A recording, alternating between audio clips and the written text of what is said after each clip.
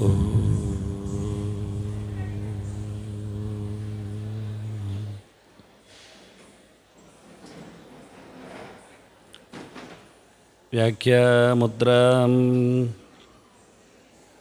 ಕರಸರಸಿಜೈಃ ಪುಸ್ತಕಂ ಶಂಖಚಕ್ರೆ ಬಿಭ್ರದ್ಭಿನ್ನಸ್ಫಟಿಕರುಚಿರೆ ಪುಂಡರೀಕೆ ನಿಷಣ್ಣಃ ಅಮ್ಲಾನಶ್ರೀರಮೃತವಿಶದೈರಂಶಭಿಪ್ಲಾವಯನ್ ಮಾಮಾವಿರ್ಭೂಯಾತ್ ಅನಘಮಹಿಮಾ ಮಾನಸೇ ವಾಗಧೀಶಃ. ನಮಸ್ತೆ ಪ್ರಾಣೇಶ ಪ್ರಣತವಿಭವಾಯಾವನಿಮಗಾಹ ನಮಸ್ವಾಮಿನ್ ರಾಮಪ್ರಿಯತಮನುಮನ್ ಗುರುಗುಣ. ನಮಸ್ತುಭ್ಯಂ ಭೀಮಪ್ರಬಲತಮಕೃಷ್ಣೇಷ್ಟ ಭಗವನ್ನಮ ಶ್ರೀಮನ್ಮಧ್ವಪ್ರದಿಶ ಸುದೃಶನ್ನೋ ಜಯ ಜಯ ಶ್ರೀ ಗುರುಭ್ಯೋ ನಮಃ. ನಾರಾಯಣಂ ಸುರಗುರುಂ ಜಗದೇಕನಾಥಂ ಭಕ್ತಪ್ರಿಯಂ ಸಕಲಲೋಕನಮಸ್ಕೃತಂಚ ತ್ರೈಗುಣ್ಯವರ್ಜಿತಮಜಂ ವಿಭುಮಾದ್ಯಮೀಶಂ ವಂದೇ ಭವಗ್ನಂ ಅಮರಾಸುರಸಿದ್ಧವಂದ್ಯಂ. ನಾರಾಯಣಂ ನಮಸ್ಕೃತ್ಯ ನರಂ ಚೈವ ನರೋತ್ತಮಂ ದೇವೀಂ ಸರಸ್ವತೀಂ ವ್ಯಾಸಂ ತತೋ ಜಯಮುದೀರಯೇ. ವೇದವ್ಯಾಸರ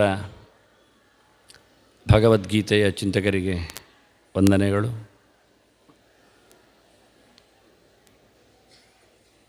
ಅರ್ಜುನ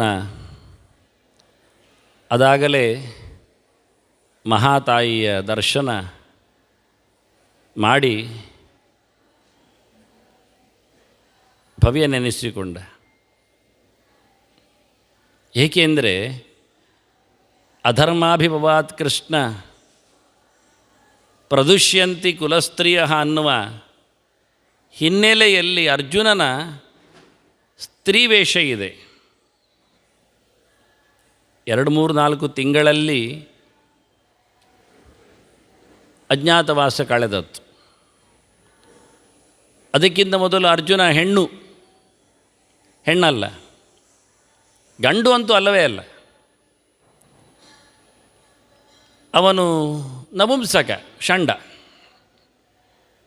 ಇದೀಗಲೇ ಕೃಷ್ಣ ಬೈತಾನೆ ಸ್ವಲ್ಪ ಹೊತ್ತಿನಲ್ಲಿ, ಕ್ಲೈಬ್ಯಂ ಆಸ್ಮಗಮ ಪಾರ್ಥ ನೈತತ್ವ ಉಪಬದ್ಯತೆ ಅಂತ ಜೋರಾಗಿ ಚೂಟಿದ್ದಾನೆ ಕೃಷ್ಣ.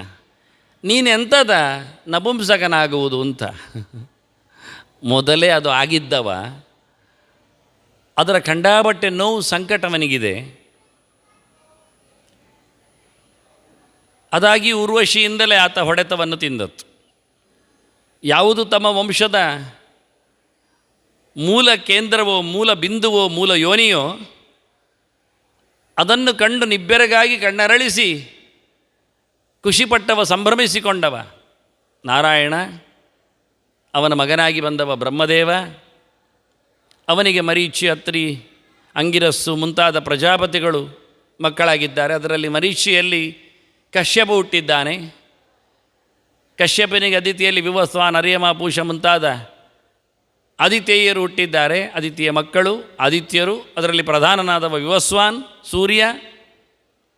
ಅವನಿಗೆ ಸಂಜ್ಞಾಳಲ್ಲಿ ಶ್ರಾದ್ದದೇವ, ಇವತ್ತಿನ ಮನ್ವಂತರದ ಒಡೆಯ ವೈವಸ್ವತ ಹುಟ್ಟಿದ್ದಾನೆ.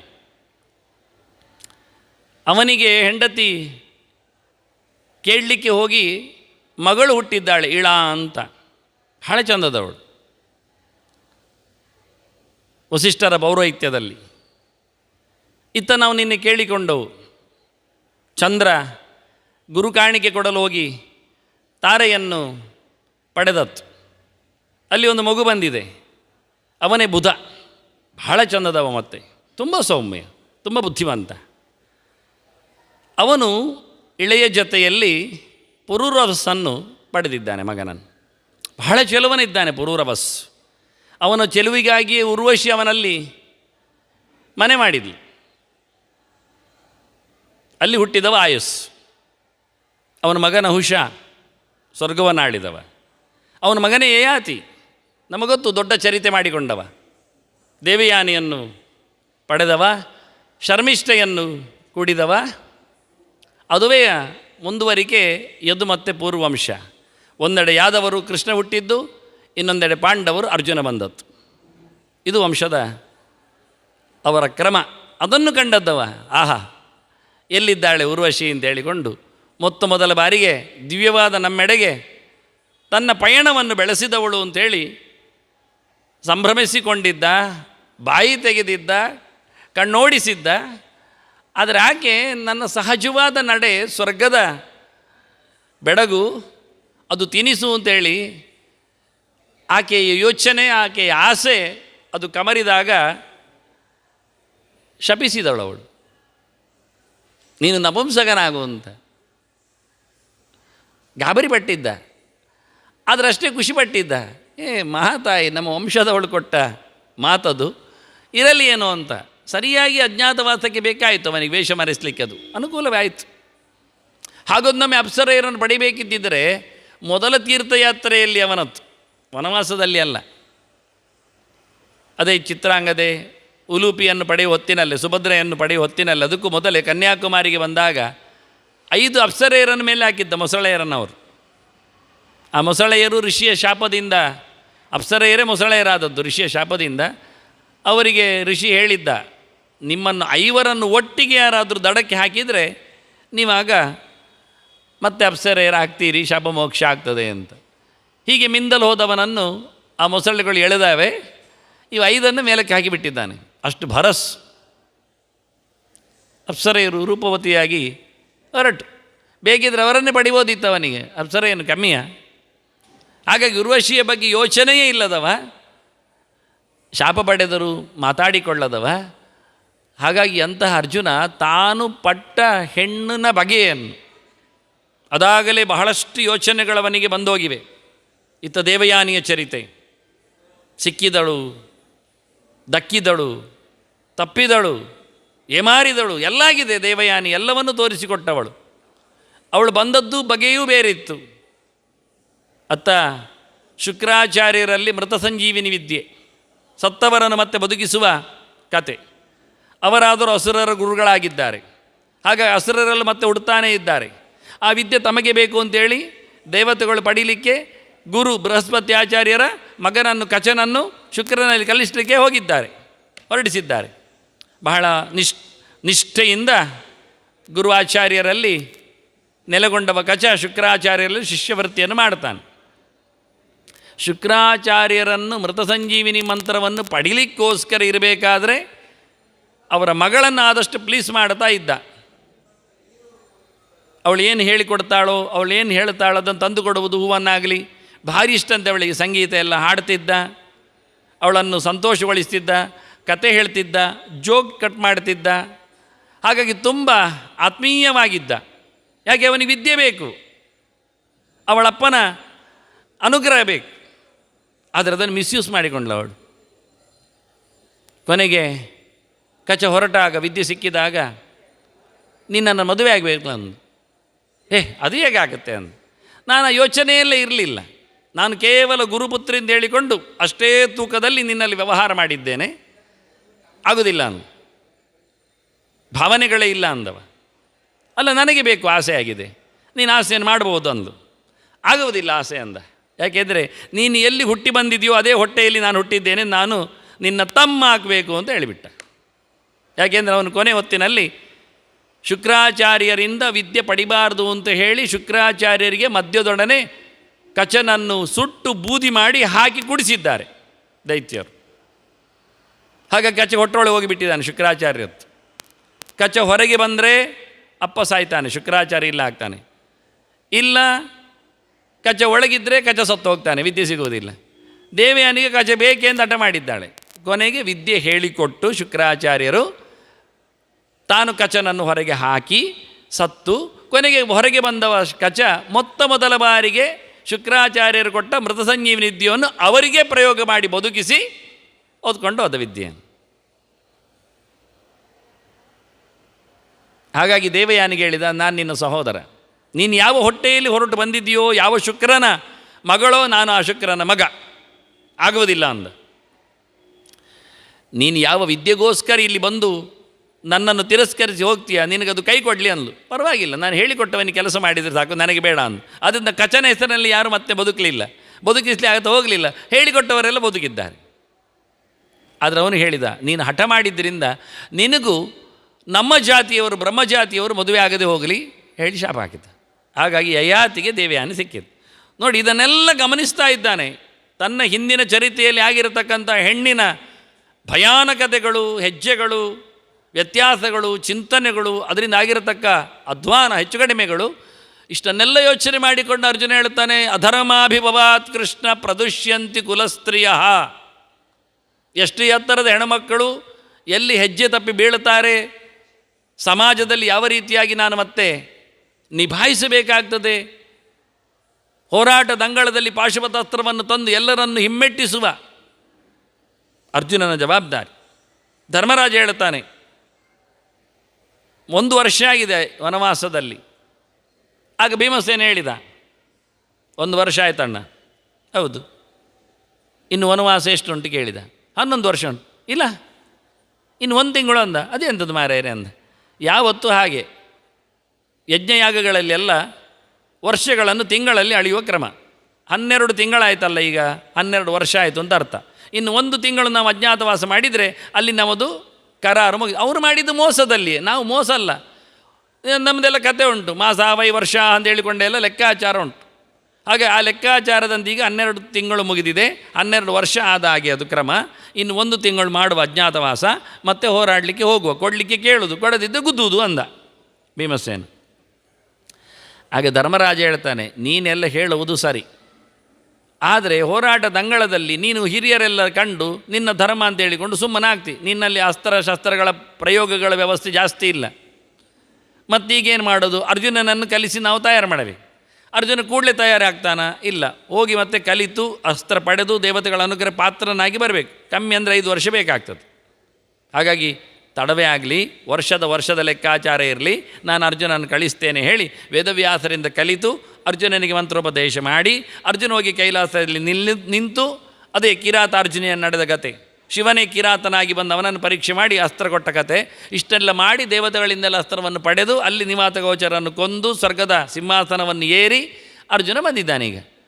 ತಯಾರಿಯೇ ಆದದ್ದು ಅರ್ಜುನ ಬಾಂಬರಾಗಿ. ಈಗ ಒಂದು ದೃಷ್ಟಿಯಿಂದ ಅವನು ಸಾಯುವುದಿಲ್ಲ ಮಾತ್ರ, ಹಾಗೆ ಎಲ್ಲವನ್ನು ಮುಗಿಸ್ಲಿಕ್ಕೆ ಬಂದಿದ್ದಾನೆ ಅರ್ಜುನ ಹೇಳ್ತಾನೆ, ಇವತ್ತು ನನ್ನ ಹೆಸರಿನಲ್ಲಿ ಆಗತಕ್ಕಂಥ ಘನಘೋರವಾದ ಹತ್ಯಾಕಾಂಡ ಆದರೆ ನಾಳೆ ಹೆಣ್ಮಕ್ಕಳ ಗತಿ ಅಂತ ಪ್ರಶ್ನೆ ಹಾಕಿಕೊಂಡ. ಅವನು ಯೋಚನೆ ಮಾಡಲಿಕ್ಕೆ ಅವನ ಬೆನ್ನಿಂದ ಇಷ್ಟೆಲ್ಲ ಗೆರೆಗಳಿವೆ. ಅವನು ಹಾಕಿಕೊಂಡ ವೇಷವೇ ದೊಡ್ಡದು, ಮುಳುವಾಗಿದೆ. ಅವನಿಗೆ ಅಭ್ಯಾಸ ಮಾಡಿಕೊಂಡಿದ್ದಾನೆ. ಸ್ತ್ರೀರೂಪಂ ಮೋಹ ಕಾರಣಂ ಅಂತಾನೆ. ಹೆಣ್ಣೆ ಆಗಬೇಕು ಅಂತಿಲ್ಲ, ಹೆಣ್ಣು ವೇಷ ಹಾಕಿದ್ರೂ ಸಾಕಾಗತ್ತೆ. ಕೆಲವರು ಮೈತಾಗಲಿಕ್ಕೆ ಬರ್ತಾರೆ. ನೀನು ವೇಷ ಹಾಕಿದ್ದ ಅಂತ ಮತ್ತೆ ಹೇಳ್ತಾರೆ, ಗೊತ್ತಾಗೋದಿಲ್ಲ ಅವರಿಗೆ. ಹೆಣ್ಣು ವೇಷದ ಮೇಲೆಯೇ ಮೋಹಗೊಳ್ಳುವವರು ಇರುವಾಗ ಅದೇನು ಕೇಳಿದರೆ ಕಾಮದೇವಸ್ಯ ಬ್ರಹ್ಮಾಸ್ತ್ರಂ ಅಂತಾರೆ ಶಾಸ್ತ್ರ ಹೇಳೋದು. ಅದು ಕಾಮದೇವನ ಮನ್ಮಥನ ಬ್ರಹ್ಮಾಸ್ತ್ರ ಅಂತೆ. ನೋಡಿ, ಹೆಣ್ಣು ವೇಷ ಅಂದರೆ. ಹೆಣ್ಣು ವೇಷಕ್ಕೆ ಎಲ್ಲಿವರೆಗೆ ದಾರುಯೋಷಾಪಿ ಅಂತಾರೆ. ಮರದ ಹೆಣ್ಣಿನ ಗೊಂಬೆ ಮಾಡಿದ್ರೇ ಕಷ್ಟ ಅಂತೆ, ಇನ್ನು ಸಾಚಾಗಿದ್ದರೆ ಹೇಗಿರಬೇಡ. ಅದೇ ಮನುಷ್ಯನನ್ನು ಮೂಡಿ ಮಾಡುತ್ತೆ, ಏರು ತಗ್ಗುಗಳಡಿಗೆ ಎಳ್ಕೊಂಡು ಹೋಗ್ತವೆ. ಹಾಗಿರುವಾಗ ಮನುಷ್ಯನ ಸಹಜವಾದ ಗೊಂಬೆ ಅಲ್ಲದ ಹೆಣ್ಣಾದರೆ ಹೇಗಿರಬೇಡ ಅಂತಾರೆ. ಬಹಳ ಚೆನ್ನಾಗಿ ಟ್ರೇಸ್ ಮಾಡ್ತಾ ಹೋಗ್ತಾರೆ ಅವರು ಒಂದೊಂದೇ ಹಂತದಲ್ಲಿ. ನಾನೇ ವೇಷ ಹಾಕಿದ್ದೇನಲ್ಲ ಅದು ಹೇಳಬೇಕು. ಕರಾಳ ಅನುಭವಗಳೆಲ್ಲ. ಇವ ಹೆಣ್ಣು ಅಲ್ಲ, ಇವ ಗಂಡು ಅಲ್ಲ, ಬೃಹನ್ನಳೆ ಪರಿಸ್ಥಿತಿ ಯೋಚನೆ ಮಾಡಿ. ಆದರೆ ಬರ್ತೇನಲ್ಲ, ಅವ ಶಾಪದಿಂದ ಆದದ್ದು ಗೊತ್ತಿದೆ ಅವನಿಗೆ. ನಾಳೆ ಚೇಂಜ್ ಆಗ್ತದೆ ಎನ್ನುವುದು ಅರ್ಥ ಆಗಿದೆ. ಆದರೆ ಟೆಂಪರರಿ ಪೀರಿಯಡಲ್ಲಿ 1 ವರ್ಷ ಗ್ಯಾರಂಟಿ ಹೆಣ್ಣಾಗಿರಲೇಬೇಕು. ಅವನ ಅವಸ್ಥೆ ನೋಡಿ. ಅಂತಃಪುರದಲ್ಲಿ ಇರಬೇಕು, ಹೆಣ್ಮಕ್ಕಳ ಜೊತೆಯಲ್ಲಿ ಇರಬೇಕು, ಗಂಡುಗಳು ದೂರ ಮಾಡ್ತವೆ, ಸಮ ಇಲ್ಲ ಹೇಳಿ. ಇದು ಸಾಚಾ ಹೆಣ್ಣಾದರೂ ಒಂದು ಲೆಕ್ಕ ಬೇರೆ ಇತ್ತು. ಅದು ಅಲ್ಲ ಅಂತೇಳಿಯೂ ಗಂಡುಗಳು ತಿರಸ್ಕಾರ ಮಾಡ್ತವೆ. ಹೆಣ್ಣುಗಳು ಅವುಗಳನ್ನು ಹತ್ತಿರ ಮಾಡಿಕೊಳ್ಳಿಕ್ಕೆ ಹೇಳು, ಇದು ಸಾಚಾ ಹೆಣ್ಣು ಅಲ್ಲ ಅಂತ ಅವುಗಳಿಗೆ ಗೊತ್ತಿದೆ. ಈಗ ಅತ್ತ ಹೆಣ್ಣು ಅಲ್ಲದ, ಅತ್ತ ಗಂಡು ಅಲ್ಲದ, ಅತ್ತ ಹೆಣ್ಣು ಹೌದಾದ, ಅತ್ತ ಗಂಡು ಹೌದಾದ ಈ ಅರ್ಜುನನ ಪರಿಸ್ಥಿತಿ ಬೃಹನ್ನಳ ಹೆಸರಿನಲ್ಲಿ ಗಂಡುಗೂ ಬೇಡ, ಹೆಣ್ಣಿಗೂ ಬೇಡ. ಏನು ಹೇಳುವ ಈಗ? ಇದು ಅರ್ಜುನನ 1 ವರ್ಷ ಒದ್ದಾಡಿಕೊಂಡ ಕತೆ ಅವನತ್ತು.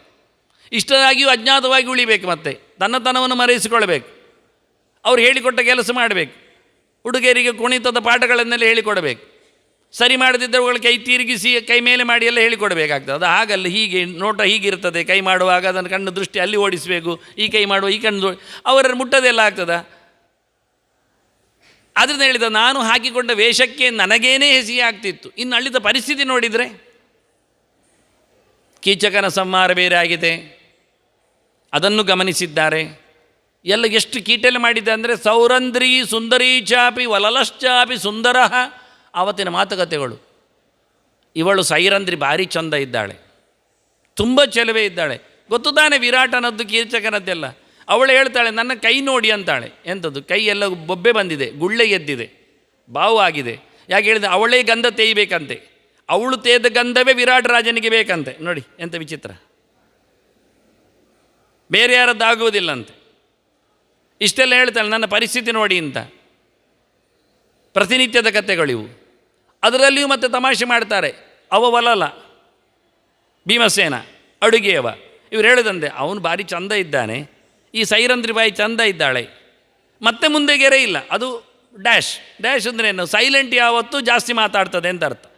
ಇವ್ರು ಹೇಳೋ ರೀತಿಗಳು, ಊರಿನ ಜನ, ಅರಮನೆಯ ವ್ಯಕ್ತಿಗಳು ಇವರಿಬ್ಬರನ್ನು ತಾಗಿಸ್ತಾ ಇದ್ದಾರೆ. ನಿಜವಾಗಿ ಹೌದೇ, ಅದು ದ್ರೌಪದಿಯೇ, ಇದು ಭೀಮಸೇನನ್ನೇ, ನಿಜವಾದ ಪತ್ನಿಗಳೇ, ಪತಿಗಳೇ. ಆದರೂ ಆ ಸಿಚುವೇಷನಲ್ಲಿ ಅಜ್ಞಾತವಾಗಿರುವಾಗ ಯಾರಿಗೇನು ಗೊತ್ತಿಲ್ಲ ಹೇಳಿಕೊಂಡ್ರು ಇದನ್ನು ಹೇಳ್ತಾ ಇದ್ದಾರೆ, ನಾಚಿಕೆಗೆ. ಇದನ್ನು ನೋಡ್ತಾ ಇದ್ದಾನೆ ಅರ್ಜುನ. ಅರ್ಜುನನಿಗೂ ಒಂದು ಯೋಚನೆ, ಯಾಕೆಂದರೆ ಇವನಿಗೆ ತಾಗಿಸ್ಲಿಕ್ಕೆ ಬರೋದಿಲ್ಲ, ಇದು ನ್ಯೂನಿಕ್ಸ್, ಇದು ಸಮ ಇಲ್ಲದ್ದು, ಇದು ಈ ಜಡ. ಅದನ್ನು ಹೇಳಿಕೊಳ್ಳುವವರಿಗೆ ಅಂದರೆ ಇವನಿಗೆ ಇನ್ನೊಂದು ಯೋಚನೆ ಬರ್ತದೆ, ಅಯ್ಯ ವಿಚಿತ್ರ ಆಗಿದೆ ಅಲ್ಲ, ನನ್ನ ವೇಷಕ್ಕೆ ದ್ರೌಪದಿಯನ್ನೇ ದೂರ ಮಾಡ್ತಾ ಇದ್ದಲ್ಲ ಇವರು, ಹೇಳುವಾಗ ಅವನಿಗೆ ತಾಗ್ತಾ ಉಂಟು ಅಂತ ಹೇಳ್ತಾರಲ್ಲ ಅಂತ ಹೇಳಿಕೊಂಡು. ಹೀಗೆಲ್ಲ ಅತ್ಯಂತ ನಿಗೂಢವಾದ ವಿಚಿತ್ರವಾದ ನೋವು ಸಂಕಟಗಳಿಂದ ಅರ್ಜುನ ಇದನ್ನು ಬಹಳ ದೊಡ್ಡ ಪ್ರಶ್ನೆಯಾಗಿ ಇಟ್ಟುಕೊಂಡ. ಸಾಮಾಜಿಕವಾಗಿ ಸತ್ಯ, ಮೌಲ್ಯಯುತವಾದದ್ದು, ಗಾಬರಿ ಪಡುವಂಥದ್ದು. ಕೃಪೆಗೆ ಖಂಡಿತ ಅವಕಾಶ ಇದೆ. ಒಳ್ಳೆಯ ಹೃದಯವಂತಿಗಿದ್ದವರಿಗೆ ಅಳು ಬರುವುದಂತೂ ಸತ್ಯ, ಏನಾದರೂ ಉಪಕಾರ ಮಾಡುವ ಯೋಚನೆ ಬರುವುದಂತೂ ಗ್ಯಾರಂಟಿ. ಮತ್ತವನಿಗೆ ಗೊತ್ತು, ಶಾಸ್ತ್ರದ ಕಥೆಯಲ್ಲಿ ನೋಡಿಕೊಂಡಾಗ ಹೆಣ್ಣಿನ ಸ್ಥಾನಮಾನಗಳೇನು. ನಗೃಹಂ ಗೃಹಮಿತ್ಯಾಹು ಗೃಹಿಣಿ ಗೃಹಮುಚ್ಯತೆ. ನೀವು ಕೇಳಿರ್ಬೋದು ಇದೆಲ್ಲ ದೊಡ್ಡ ಮಾತುಗಳು ವೇದವ್ಯಾಸರದ್ದೆಲ್ಲ. ಗೃಹಂತು ಗೃಹಿಣೀಹೀನಂ ಸ್ಮಶಾನ ಸದೃಶಂ ಸ್ಮೃತಂ ಅಂತ. ಹೆಣ್ಣಂದರೇನು, ಮನೆ ಎಂದರೇನು ಅಂತೇಳಿ. ನಗೃಹಂ ಗೃಹಮಿತ್ಯಾಹು, ಮನೆ ಮನೆಯಲ್ಲ ರೀ, ಮತ್ತು ಮನೆಯವಳೆ ಮನೆ, ಗೃಹಿಣಿಯೇ ಮನೆ. ಅವಳು ಇಲ್ಲದಿದ್ದರೆ ಅದು ಮನೆಯೇ ಅಲ್ಲ, ಅದು ಮಸಣ ಅಂತಾನೆ. ಇವತ್ತಿಬ್ಬರು ಬಾಗಿಲು ಹಾಕ್ಕೊಂಡೇ ಹೋಗೋದು ಮನೆ ಬಿಟ್ಟು. ಮತ್ತು ಇಬ್ಬರು ಬರುವಾಗ ಯಾವುದೋ ಹೊತ್ತು ಬರ್ತಾರೆ, ಬಂದಾಗ ಬಂದರು, ಅವರವರ ಪಾಡಿಗೆ ಅವರವರು ಇರ್ತಾರೆ, ಅವರವ್ರ ಕೈಲಿ ಅವರವರದ್ದು ಚಾವಿ ಗೀವಿ ಎಲ್ಲ ಇರ್ತದೆ. ಹಾಗಾಗಿ ಲೈಟ್ ಆಫ್ ಮಾಡಿದರೆ, ಲೈಟ್ ಹಾಕಿದ್ರೆಲ್ಲ ಬಂದರು ಹೋದರು ಅಂತ ಗೊತ್ತಾಗುತ್ತೆ ಪ್ರತಿಯೊಬ್ಬರಿಗೂ. ಅದರ ಆಚೆ ಗೊತ್ತಾಗೋದಿಲ್ಲ ಹೆಚ್ಚು ಕಡಿಮೆ. ಡೈನಿಂಗ್ ಹಾಲಿಗೆ ಹೋದರೂ ಅಷ್ಟೇ, ಅವರಿಗೆ ಮುಚ್ಚಿಟ್ಟದ್ದನ್ನು ಅವರು ತಿಂತಾರೆ, ಹಾಕ್ಕೊಳ್ತಾರೆ, ಇಲ್ಲಾದರೆ ಬಿಡ್ತಾರೆ, ತೆಗಿತಾರೆ. ಏನಕ್ಕೂ ಕೆಲವೊಮ್ಮೆ ಹಾಸಿಗೆ ಹಾಕಲಿಕ್ಕೂ ಕೆಲಸದವರು ಇರ್ತಾರೆ, ಅವರು ಮಲೆಗೆದ್ದಿರ್ಬೋದು, ಗೊತ್ತಿಲ್ಲ, ಇರಲಿ ಬಿಡಿ ನಮಗೆ. ಅಂದು ಟೋಟಲಿ ಮನೆ ಅಂದರೆ ಹೇಗಿರ್ತದೆ ಹೇಳುವಂಥದ್ದು ಇವತ್ತಿನ ಯೋಚನೆ ಮಾಡಿಕೊಂಡ್ರೆ, ಶಾಸ್ತ್ರೀಯವಾದ ಚಿಂತನೆಯಲ್ಲಿ ಯೋಚನೆ ಮಾಡಿದರೆ, ಗೃಹ ಅಂದರೆ ಏನು ಕೇಳಿದರೆ ಗೃಹಿಣಿಯೇ ಗೃಹ, ಮನೆ. ಅವಳಿಗೂ ಬೆಲೆ ಕಡಿಮೆ ನೋಡಿ. ನಚಿಕೇತ ಬಂದಾಗ ಶ್ಯಾಮಲೆ ಇದ್ಲು ಬಾ ಅಂತ ಹೇಳಿದ್ರು, ಬರಲಿಲ್ಲ ನೋಡಿ ಅವ. ಈಗ ಬೀಗವೇ ಹಾಕಿದರೆ ಮನೆಗೆ ಬಂದಾಗ ಯಾರಿಲ್ಲ ಅಂತ ಆಗಿದ್ದರೆ ಅವ ಶಾಪ ಆಗಿ ಹೋಗ್ತಾನೆ, ಹಾಳಾಗಿ ಹೋಗಲಿಕ್ಕೆ ಯಾರಿಲ್ಲ, ಇದು ದೈವದ ಮನೆಯೋ ಕಾಣ್ತದೆ, ಆಗಿ ಹೋಗಲಿ ಹಾಗೆ ಅಂತೇಳಿ ಗೋಸ್ಟ್ ಹೌಸ್ ಅಂತ ಹೆಸರು ಹಾಕಿ ಹೋಗ್ತಾನೆ. ಗೆಸ್ಟ್ ಹೌಸ್ ಅಲ್ಲ ಅದು. ಮತ್ತೆ ಇದು ಪರಿಸ್ಥಿತಿ. ಬೇಕು ಬೇಕೇ, ಅಲ್ಲಾದರೆ ಆಗುವುದಿಲ್ಲ ಅಂದುಬಿಟ್ರು ಮನೆಯ ಕಥೆ ಅಂದರೆ. ಯಾರಿದ್ರೂ ಒಂದೇ ಅಂತಾನೆ ಅವನು. ಸ್ತ್ರೀಯಾಹೀನಂ ಗೃಹಂ ಯಸ್ಯ ಪೂರ್ಣಂ ದ್ರವಿಣ ಬಂಧುಭಿಹಿ ಅರಣ್ಯಂತೇನ ಗಂತವ್ಯಂ ಅಂತಾನೆ. ಬೇಕಾದಷ್ಟು ದ್ರವ್ಯ ಸಂಪತ್ತಿರಲಿ, ದುಡ್ಡು ಇರಲಿ, ತೋಟ ಇರಲಿ, ಜಮೀನು ಇರಲಿ, ಏನು ಬೇಕಾದರೆ ಇರಲಿ, ಎಷ್ಟು ಬಂಧು ಭಗಿನಿಯರೆಲ್ಲ ಬಂದು ಹೋಗಲಿ, ಅಲ್ಲಿ ಮನೆಯನ್ನು ನೋಡಿಕೊಳ್ಳುವ ಹೆಣ್ಮಗಳು ಇಲ್ಲದಿದ್ದರೆ, ಗೃಹಿಣಿ ಇಲ್ಲದಿದ್ದರೆ, ಹೆಂಡತಿಯಾದವಳು ಇಲ್ಲದೇ ಇದ್ದರೆ ಖಂಡಿತವಾಗಿ ಅವನು ಕಾಡಿಗೆ ಹೋಗಬೇಕು ಅಂತಾನೆ. ಇವರಿಗೋಸ್ಕರ ಬದುಕುವುದಲ್ಲ, ಇದಲ್ಲ ಅಂತಾನೆ. ನಿಜವಾಗಿ ಕಾಡಿನ ವಸ್ತುಗಳೇ ಚಂದ, ಇದಿಲ್ಲ. ಒಂದು ಮೈನಸ್, ಎಲ್ಲ ಹಾಗೆ ಸೊನ್ನೆಗಳೆಷ್ಟಿದ್ದರೇನು, ಪಕ್ಕದಲ್ಲಿದ್ದ ಒಂದಕ್ಕೆ ಬೆಲೆ ಇರುವುದು. ಅದು ಒಂದು ಇಲ್ಲ ಅಂತ ಆದರೆ ಮತ್ತು ಅಷ್ಟು ಸೊನ್ನೆಗಳು ಎಷ್ಟಾದರೆ ಏನಾಯಿತು, ಪ್ರಯೋಜನ ಆಗುವುದಿಲ್ಲ. ಅದು ಎಲ್ಲವೂ ಅವನಿಗೆ ಶೂನ್ಯ ಅಂತದೆ ಅಂತಾನೆ. ಅಲ್ಲ, ಇಲ್ಲದಿದ್ದರೆ ಏನಾಗ್ತದೆ ಕೇಳಿದರೆ, ಅವರು ಎಷ್ಟು ಸ್ಥಾನಮಾನ ಕೊಟ್ಟಿದ್ದಾರೆ ಅಂತ ಯೋಚನೆ ಮಾಡಿ. ಹೆಣ್ಣುಮಕ್ಕಳಿಗೆ ಕೊಟ್ಟಿರತಕ್ಕ ಶಾಸ್ತ್ರೀಯವಾದ ಸ್ಥಾನಮಾನಗಳನ್ನು ನಾವು ಉಳಿಸಿಕೊಳ್ಳಿಲ್ಲ ಎನ್ನುವುದು ದುರ್ದೈವ ಅಷ್ಟೇ ಹೊರತು ಅವರು ಕೊಟ್ಟ ರೀತಿ ನೋಡಿದರೆ, ಅಶುಚಿಹಿ ಸ್ತ್ರೀ ವಿಹೀನಶ್ಚ ದೈವೇ ಪಿತ್ರೇಚ ಕರ್ಮಣಿ. ಮಾಡುವುದಾದರೆ ಮನುಷ್ಯ ಏನು ಕೆಲಸ ಮಾಡ್ಬೋದು ಕೇಳಿದರೆ, ಇಷ್ಟೇ ಕೆಲಸ ಮಾಡಲಿಕ್ಕೆ ಆಗೋದು ಅವನಿಗೆ. ಒಂದು ದೈವಿಕವಾದ ಆರಾಧನೆಗಳು, ಒಂದು ಪೈತೃಕವಾದಂತಹ ಕಥೆಗಳು. ಹೊರಡೋಗು ಅದನ್ನು ಹೇಳಿದವನು ಮಾಮೂಲಿಯಾಗಿ. ದೇವ ಪಿತೃಕಾರ್ಯಾಭ್ಯಾನ್ ನ ಪ್ರಮದಿತವ್ಯಂ ಅಂತಾನೆ. ಏನು ಬಿಟ್ಟುಕೊಟ್ಟರು, ಏನು ಮರೆತು ಹೋದರೂ ಇವೆರಡನ್ನು ಮಾತ್ರ ಮರಿಬೇಡ. ದೇವತೆಗಳ ಉದ್ದೇಶ ಮಾಡತಕ್ಕ ಕೆಲಸಗಳು, ತಂದೆ ತಾಯಿಯರ ಉದ್ದೇಶ ಮಾಡತಕ್ಕಂಥ ಕ್ರಿಯೆಗಳು, ಇವನ್ನು ಮಾತ್ರ ತಪ್ಪಿಸಬೇಡ. ಅಷ್ಟು ಚೆನ್ನಾಗಿ ಹೇಳುತ್ತೆ. ಯಾಕೆಂದರೆ ನಮಗೆ ದೇಹವನ್ನು ಕೊಟ್ಟವರು ತಂದೆ ತಾಯಿಗಳು. ಅದನ್ನು ನಾವು ದುಡಿಸಿಕೊಳ್ಳುತ್ತೇವೆ. ಯಾವುದರಲ್ಲಿ ಕೇಳಿದರೆ ನಾವು ಉದ್ಧಾರ ಆಗಲಿಕ್ಕೆ, ಒಳ್ಳೆಯದು ಮಾಡಲಿಕ್ಕೆ. ಆದ್ದರಿಂದ ಈ ದೇಹದಲ್ಲಿ ಕೂತವರೆಲ್ಲ ದೇವತೆಗಳು, ಕಣ್ಣು ಕಿವಿ ಮೂಗು ಮುಂತಾದಗಳಲ್ಲಿ. ಅದನ್ನ ದೈವಿಕವಾದ ಸಮಾರಾಧನೆ ಆಗಲಿ, ದೇಹವನ್ನು ಕೊಟ್ಟ ತಂದೆ ತಾಯಿಗಳ ಕ್ಷೇಮ ವಾರ್ತೆಗಳಲ್ಲಿಯೂ ನೀನು ದುಡಿಸಿಕೋ ಅಂತ. ಇದೆರಡನ್ನು ಚೆನ್ನಾಗಿ, ಅಂದರೆ ಎಷ್ಟು ಒಳ್ಳೆಯ ರೀತಿಯಿಂದ ಬೋಧನೆಯನ್ನು ಶಾಸ್ತ್ರಕಾರರು ಕೊಟ್ಟಿದ್ದಾರೆ. ಆದರೆ ಸಮಸ್ಯೆ ಏನು ಕೇಳಿದರೆ, ಅವರು ಕೊಟ್ಟದ್ದು ಸಂಸ್ಕೃತದಲ್ಲಿ, ನಾವು ಓದಿಕೊಂಡದ್ದು ಇಂಗ್ಲೀಷ್. ಆದ್ದರಿಂದ ನಮಗೆ ಅದು ಸಂದೇಶ ರವಾನೆ ಆಗಲಿಲ್ಲ, ಇಂಪ್ಲಿಮೆಂಟ್ ಆಗದೆ ಹೋಯಿತು. ಆದ್ದರಿಂದ ನಾವು ಅವುಗಳನ್ನು ಅಂತ ನಾನು ಹೇಳಬೇಕಾಯ್ತು. ಯಾವ ತಂದೆ ತಾಯಿಗಳನ್ನು ಏನು ಸೀನಿಯರ್ ಯೂನಿಟ್ ಅಂತ ಕರೀತಾರೆ. ಅದನ್ನು ಹಳೆ ಕುರ್ಚಿಗಳು ಅಂತೇನೋ ತಮಾಷೆ ಹಳೆ ಡಬ್ಬಿಗಳು ಎಲ್ಲ ತಮಾಷೆ ಮಾಡ್ತಾರೆ. ಅದು ಮಕ್ಕಳಿದ್ದಲ್ಲಿ ಎಲ್ಲ ತಮಾಷೆ ಮಾಡೋದವರಿಗೆ ಪಾಪ ಕೇಳಿ ನೋವಾಗ್ತದೆ. ಮಕ್ಕಳೇ ಇಲ್ಲದವರಿಗೆ ತಮಾಷೆ ಯಾರು ಮಾಡ್ತಾರೆ? ಅದು ಸತ್ಯವೇ. ಅಂಥವರು ಮೊದಲೇ ಹೋಗಿ ತಾವೇ ಸೇರಿಕೊಳ್ತಾರೆ ವೃದ್ಧಾಶ್ರಮದಲ್ಲಿ, ಎಲ್ಲಿಯಾದರೂ ಉಂಟಾ ಅಂತ. ಹಣೆ ಬರಹ. ನೀವು ಮಾಡತಕ್ಕಂಥ ದೇವಪಿತೃ ಕಾರ್ಯಗಳಿಗೆ ಹೆಂಡತಿಯಾದವಳು ಇಲ್ಲದೇ ಇದ್ದರೆ ನಿಮಗೆ ಎಂಟ್ರೆನ್ಸ್ ಇಲ್ಲ ಹೇಳಿಬಿಟ್ರು ಅವರು. ಅಶುಚಿಹಿ ಸ್ತ್ರೀ ವಿಹೀನಶ್ಚ, ಅವನು ಮೈಲಿಗೆ. ನೋಡಿ, ಹೆಂಗಸಿಗೆ ಮಾತ್ರ ಮೈಲಿಗೆ ಹೇಳಲಿಲ್ಲ, ಗಂಡಸಿಗೂ ಮೈಲಿಗೆ ಹೇಳಿದ್ದಾರೆ. ಸಮ ಇಲ್ಲವ ಹೇಳಿದ್ದಾನೆ, ಅಶುಚಿ ಅಂದಿದ್ದಾನೆ, ಅವನು ಅಯೋಗ್ಯ ಅಂದಿದ್ದಾರೆ, ಬೈದಾಕಿದ್ದಾರೆ.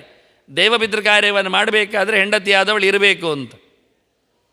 ಅವಳಿಲ್ಲ ಅಂತಾದರೆ ಅವನಿಗೆ ಮಾಡುವ ಅಧಿಕಾರ ಇಲ್ಲ ಅಂತ ಹೇಳಿಬಿಟ್ರು. ಭಾರ್ಯಾಮೂಲ ಕ್ರಿಯಾ ಸರ್ವ ಅಂತಾರೆ ಅವರು. ಅದು ಇದು ಎಂತ ಹೇಳೋದು, ಎಂಥ ಒಳ್ಳೆ ಕೆಲಸ ಮಾಡುವುದಾದರೂ ಹೆಂಡತಿ ಆರಂಭದಲ್ಲಿ ಮಾಡಲಿಕ್ಕೆ ಬರಲೇಬೇಕಂತ. ಅವಳನ್ನು ಇಟ್ಟುಕೊಳ್ಳದೆ ಕೆಲಸ ಮಾಡಲಿಕ್ಕೆ ಬರುವುದೇ ಇಲ್ಲ. ನೋಡಿ, ಇದನ್ನೆಲ್ಲ ನಾವು ಉಳಿಸಿಕೊಳ್ತೇವೆ ಅಂತ ನೋಡುವ. ನಾವು ಯೋಚನೆ ಮಾಡಿ ಹೇಗಿರ್ತದೆ ಅಂತ, ನಮ್ಮ ಸಮಾಜ ಏನಾಗಿದೆ ಅಂತ. ಹೆಣ್ಣು ಬೇಕು ಆಗಿದೆ, ಹೆಂಡತಿ ಬೇಕು ಅಂತ ಆಗ್ತಾ ಇಲ್ಲ ಎನ್ನುವುದು ಗೊತ್ತಾಗ್ತದೆ ಅಷ್ಟೇ. ಅದು ಒನ್ ಸೈಡೆಡ್ ಮಾತಾಡಲಿಲ್ಲ. ಇವ ಹೇಗಿರ್ತದೆ ಹೇಳೋದು, ಎಷ್ಟು ಹೆಸಿಗೆ ಆಗ್ತದೆ, ಎಷ್ಟು ಹಾಳಾಗ್ತಾರೆ ಅಂತ ಹೇಳಿದವು. ಹೇಗೆ ದುಡಿಸಿಕೊಳ್ತಾರೆ ಅವರನ್ನು, ಹೇಗೆ ಉಪಯೋಗಿಸಿಕೊಂಡ್ರು ಅಂತ. ಮೊದಲ ಬಾರಿಗೆ ಅವರನ್ನು ಪ್ರೆಸೆಂಟ್ ಮಾಡಿದಾಗ ಹೇಳಿದ್ದೆ ನಾನು, ಎತ್ತರ ನಾಡಿಸ್ತೆ ಪೂಜ್ಯಂತೆ ಅಂತ ಹೇಳಿಕೊಂಡು. ದೈವತೆಗಳ ಒಡ್ಡೋಲಗಾಗಲಿಕ್ಕೆ ಕಾರಣ ಆಗುತ್ತೆ ಅವರು ಖುಷಿಯಲ್ಲಿ ತಮ್ಮ ಕೆಲಸಗಳನ್ನು ಮಾಡಿಕೊಂಡು ಬಂದಾಗ ಅಂತ. ಬಾಯಲ್ಲಿ ಭಗವಂತನ ನಾಮಸ್ಮರಣೆಗಳು ಬಂದಾಗ ಯಶೋದೆಯನ್ನು ಹೇಳ್ತಾರೆ, ಎಷ್ಟು ಚೆನ್ನಾಗಿತ್ತು ಅಂತ. ಬೆಳ್ಳಂಬೆಳಗ್ಗೆ ಸೂರ್ಯೋದಯ ಇನ್ನೂ ಆಗಲಿಲ್ಲ, ಇನ್ನೂ 1-1.5 ಗಂಟೆ ಇದೆ ಸೂರ್ಯೋದಯಕ್ಕೆ. ಅದಕ್ಕೂ ಮೊದಲು ಇವಳು ಹೋಗಿ ಕೊಡುಗೋಲಿಟ್ಟು ಹಗ್ಗ ಹಾಕಿ ಬೆಣ್ಣೆಯನ್ನು ಕಡಿಯುವ ಕತೆ, ಬೆಣ್ಣೆ ತೆಗಿಲಿಕ್ಕೆ ಮೊಸರು ಕಡಿಯುವ ಕತೆ. ಕ್ಷೌಮಂ ವಾಸಃ ಪೃಥುಕಟ ತಟಿ ಬಿಭ್ರತಿ ಸೂತ್ರನದ್ಧಂ ಅಂತ ಹೇಳಿಕೊಂಡು ಭಾಳ ಚೆನ್ನಾಗಿದೆ. ಕೈಯಲ್ಲೆಲ್ಲ ಆಭರಣಗಳನ್ನು ಹಾಕಿಕೊಂಡು ರೇಷ್ಮೆ ಬಟ್ಟೆಯನ್ನು ಸುಟ್ಟಿಕೊಂಡು, ಇವತ್ತು ನೋಡಿದರೆ ಪ್ಲಾಸ್ಟಿಕ್ ಎಲ್ಲ ತೊಟ್ಟೆಯೆಲ್ಲ ಕಟ್ಕೊಂಡಾರು. ಒಂದೊಮ್ಮೆ ಹಾಗೆ ಕಡಿಲಿಕ್ಕೆ ಹೋಗ್ಲಿಕ್ಕೆ ಇದ್ದರೆ, ಈಗೆಲ್ಲ ಮೆಷನ್ ಮಾಡ್ತದಲ್ಲ ಬಿಡಿ, ಅಷ್ಟೇ ಹೇಸಿಗೆ ನಮ್ಮದು ವ್ಯಾಪಾರಗಳು. ಅವಳು ರೇಷ್ಮೆ ಜರತಾರಿ ಸೀರೆ ಸುತ್ತಿಕೊಂಡಿದ್ದಾಳೆ. ಮೊಸರು ಕಡಿಯುವಾಗ ಬೀಳದಿರ್ತದೆ ಮೈ ಮೇಲೆ, ಬಟ್ಟೆ ಮೇಲೆ ಎಲ್ಲ. ಅದು ಯಮನೆ ಇದೆ, ವಾಶ್ ಮಾಡ್ತದೆ, ಗಮ್ಮತ್ತಿರ್ತದೆ. ಅವರೆಲ್ಲ ಅದಕ್ಕೆ ಹೋಗ್ತಾರೆ. ನದಿ ಉಂಟವರಿಗೆ. ನಮ್ಮದು ಹಳ್ಳಿಯಲ್ಲೇ ನೀರು ಬರೋದು, ಇಲ್ಲಿ ನದಿಯಲ್ಲಿ ಬರ್ತದೆ ನಮ್ಮ ಕರ್ಮ ಪಕ್ಕದಲ್ಲಿ. ಹಾಗೆ ಅದರಲ್ಲಿಯೂ ಮಲ್ಲಿಗೆಯ ಮೊಗ್ಗುಗಳ ದಂಡ ಇಟ್ಕೊಂಡಿದ್ದಾಳೆ ಅದು ತಲೆ ಮೇಲೆ. ಅದು ಬೇರೆ ಪರಿಮಳ ಬರ್ತದೆ. ಭಾಳ ಭರ್ಜರಿ ಮೈಯವಳಂತೆ. ಯಾಕೆ, ಬೆಣ್ಣೆ ತಿಂದ ಮೈಯಲ್ಲ. ಮತ್ತು ಪೃಥು ಕಡೆ ತಟಿ ಅಂತಾರೆ. ಭಾಳ ಗಟ್ಟಿಮುಟ್ಟಿದ್ಲು, ದೊಡ್ಡ ಸೊಂಟದವಳಾಗಿದ್ಲು ಅಂತ ಕರೀತಾರೆ. ಹಾಗಾಗಿ ಅವಳು ಮಾಲತಿ ನಿರ್ಮಮಂಥ ಅಂತಾರೆ. ಭಾಳ ಚೆನ್ನಾಗಿ ಬೆಣ್ಣೆ ತೆಗೆದಿಲ್ಲ. ಯಾಕೆ, ಕೃಷ್ಣನಿಗೆ ಬಾಯಲ್ಲಿ ದೇವರ ನಾಮಗಳಂತ. ನಾನು ಹೇಳಲಿಕ್ಕೆ ಹೊರಟದು ಏನೇನು ಯಾವುದೋ ಗುನುಗಿಕೊಂಡಲ್ಲ, ಬೈದುಕೊಂಡಲ್ಲ, ಯಾವುದೋ ಪಿಕ್ಚರ್ ಹಾಡುಗಳನ್ನು ಹೇಳಿಕೊಂಡು ಹಾಕಿಕೊಂಡಲ್ಲ, ದೇವರ ನಾಮಸ್ಮರಣೆ ಮಾಡುತ್ತಾ ಬೆಳಿಗ್ಗೆ ಎದ್ದು. ಇವತ್ತು ಎಲ್ಲಿದೆ ನಮಗೆ ಆ ಭಾಗ್ಯಗಳು?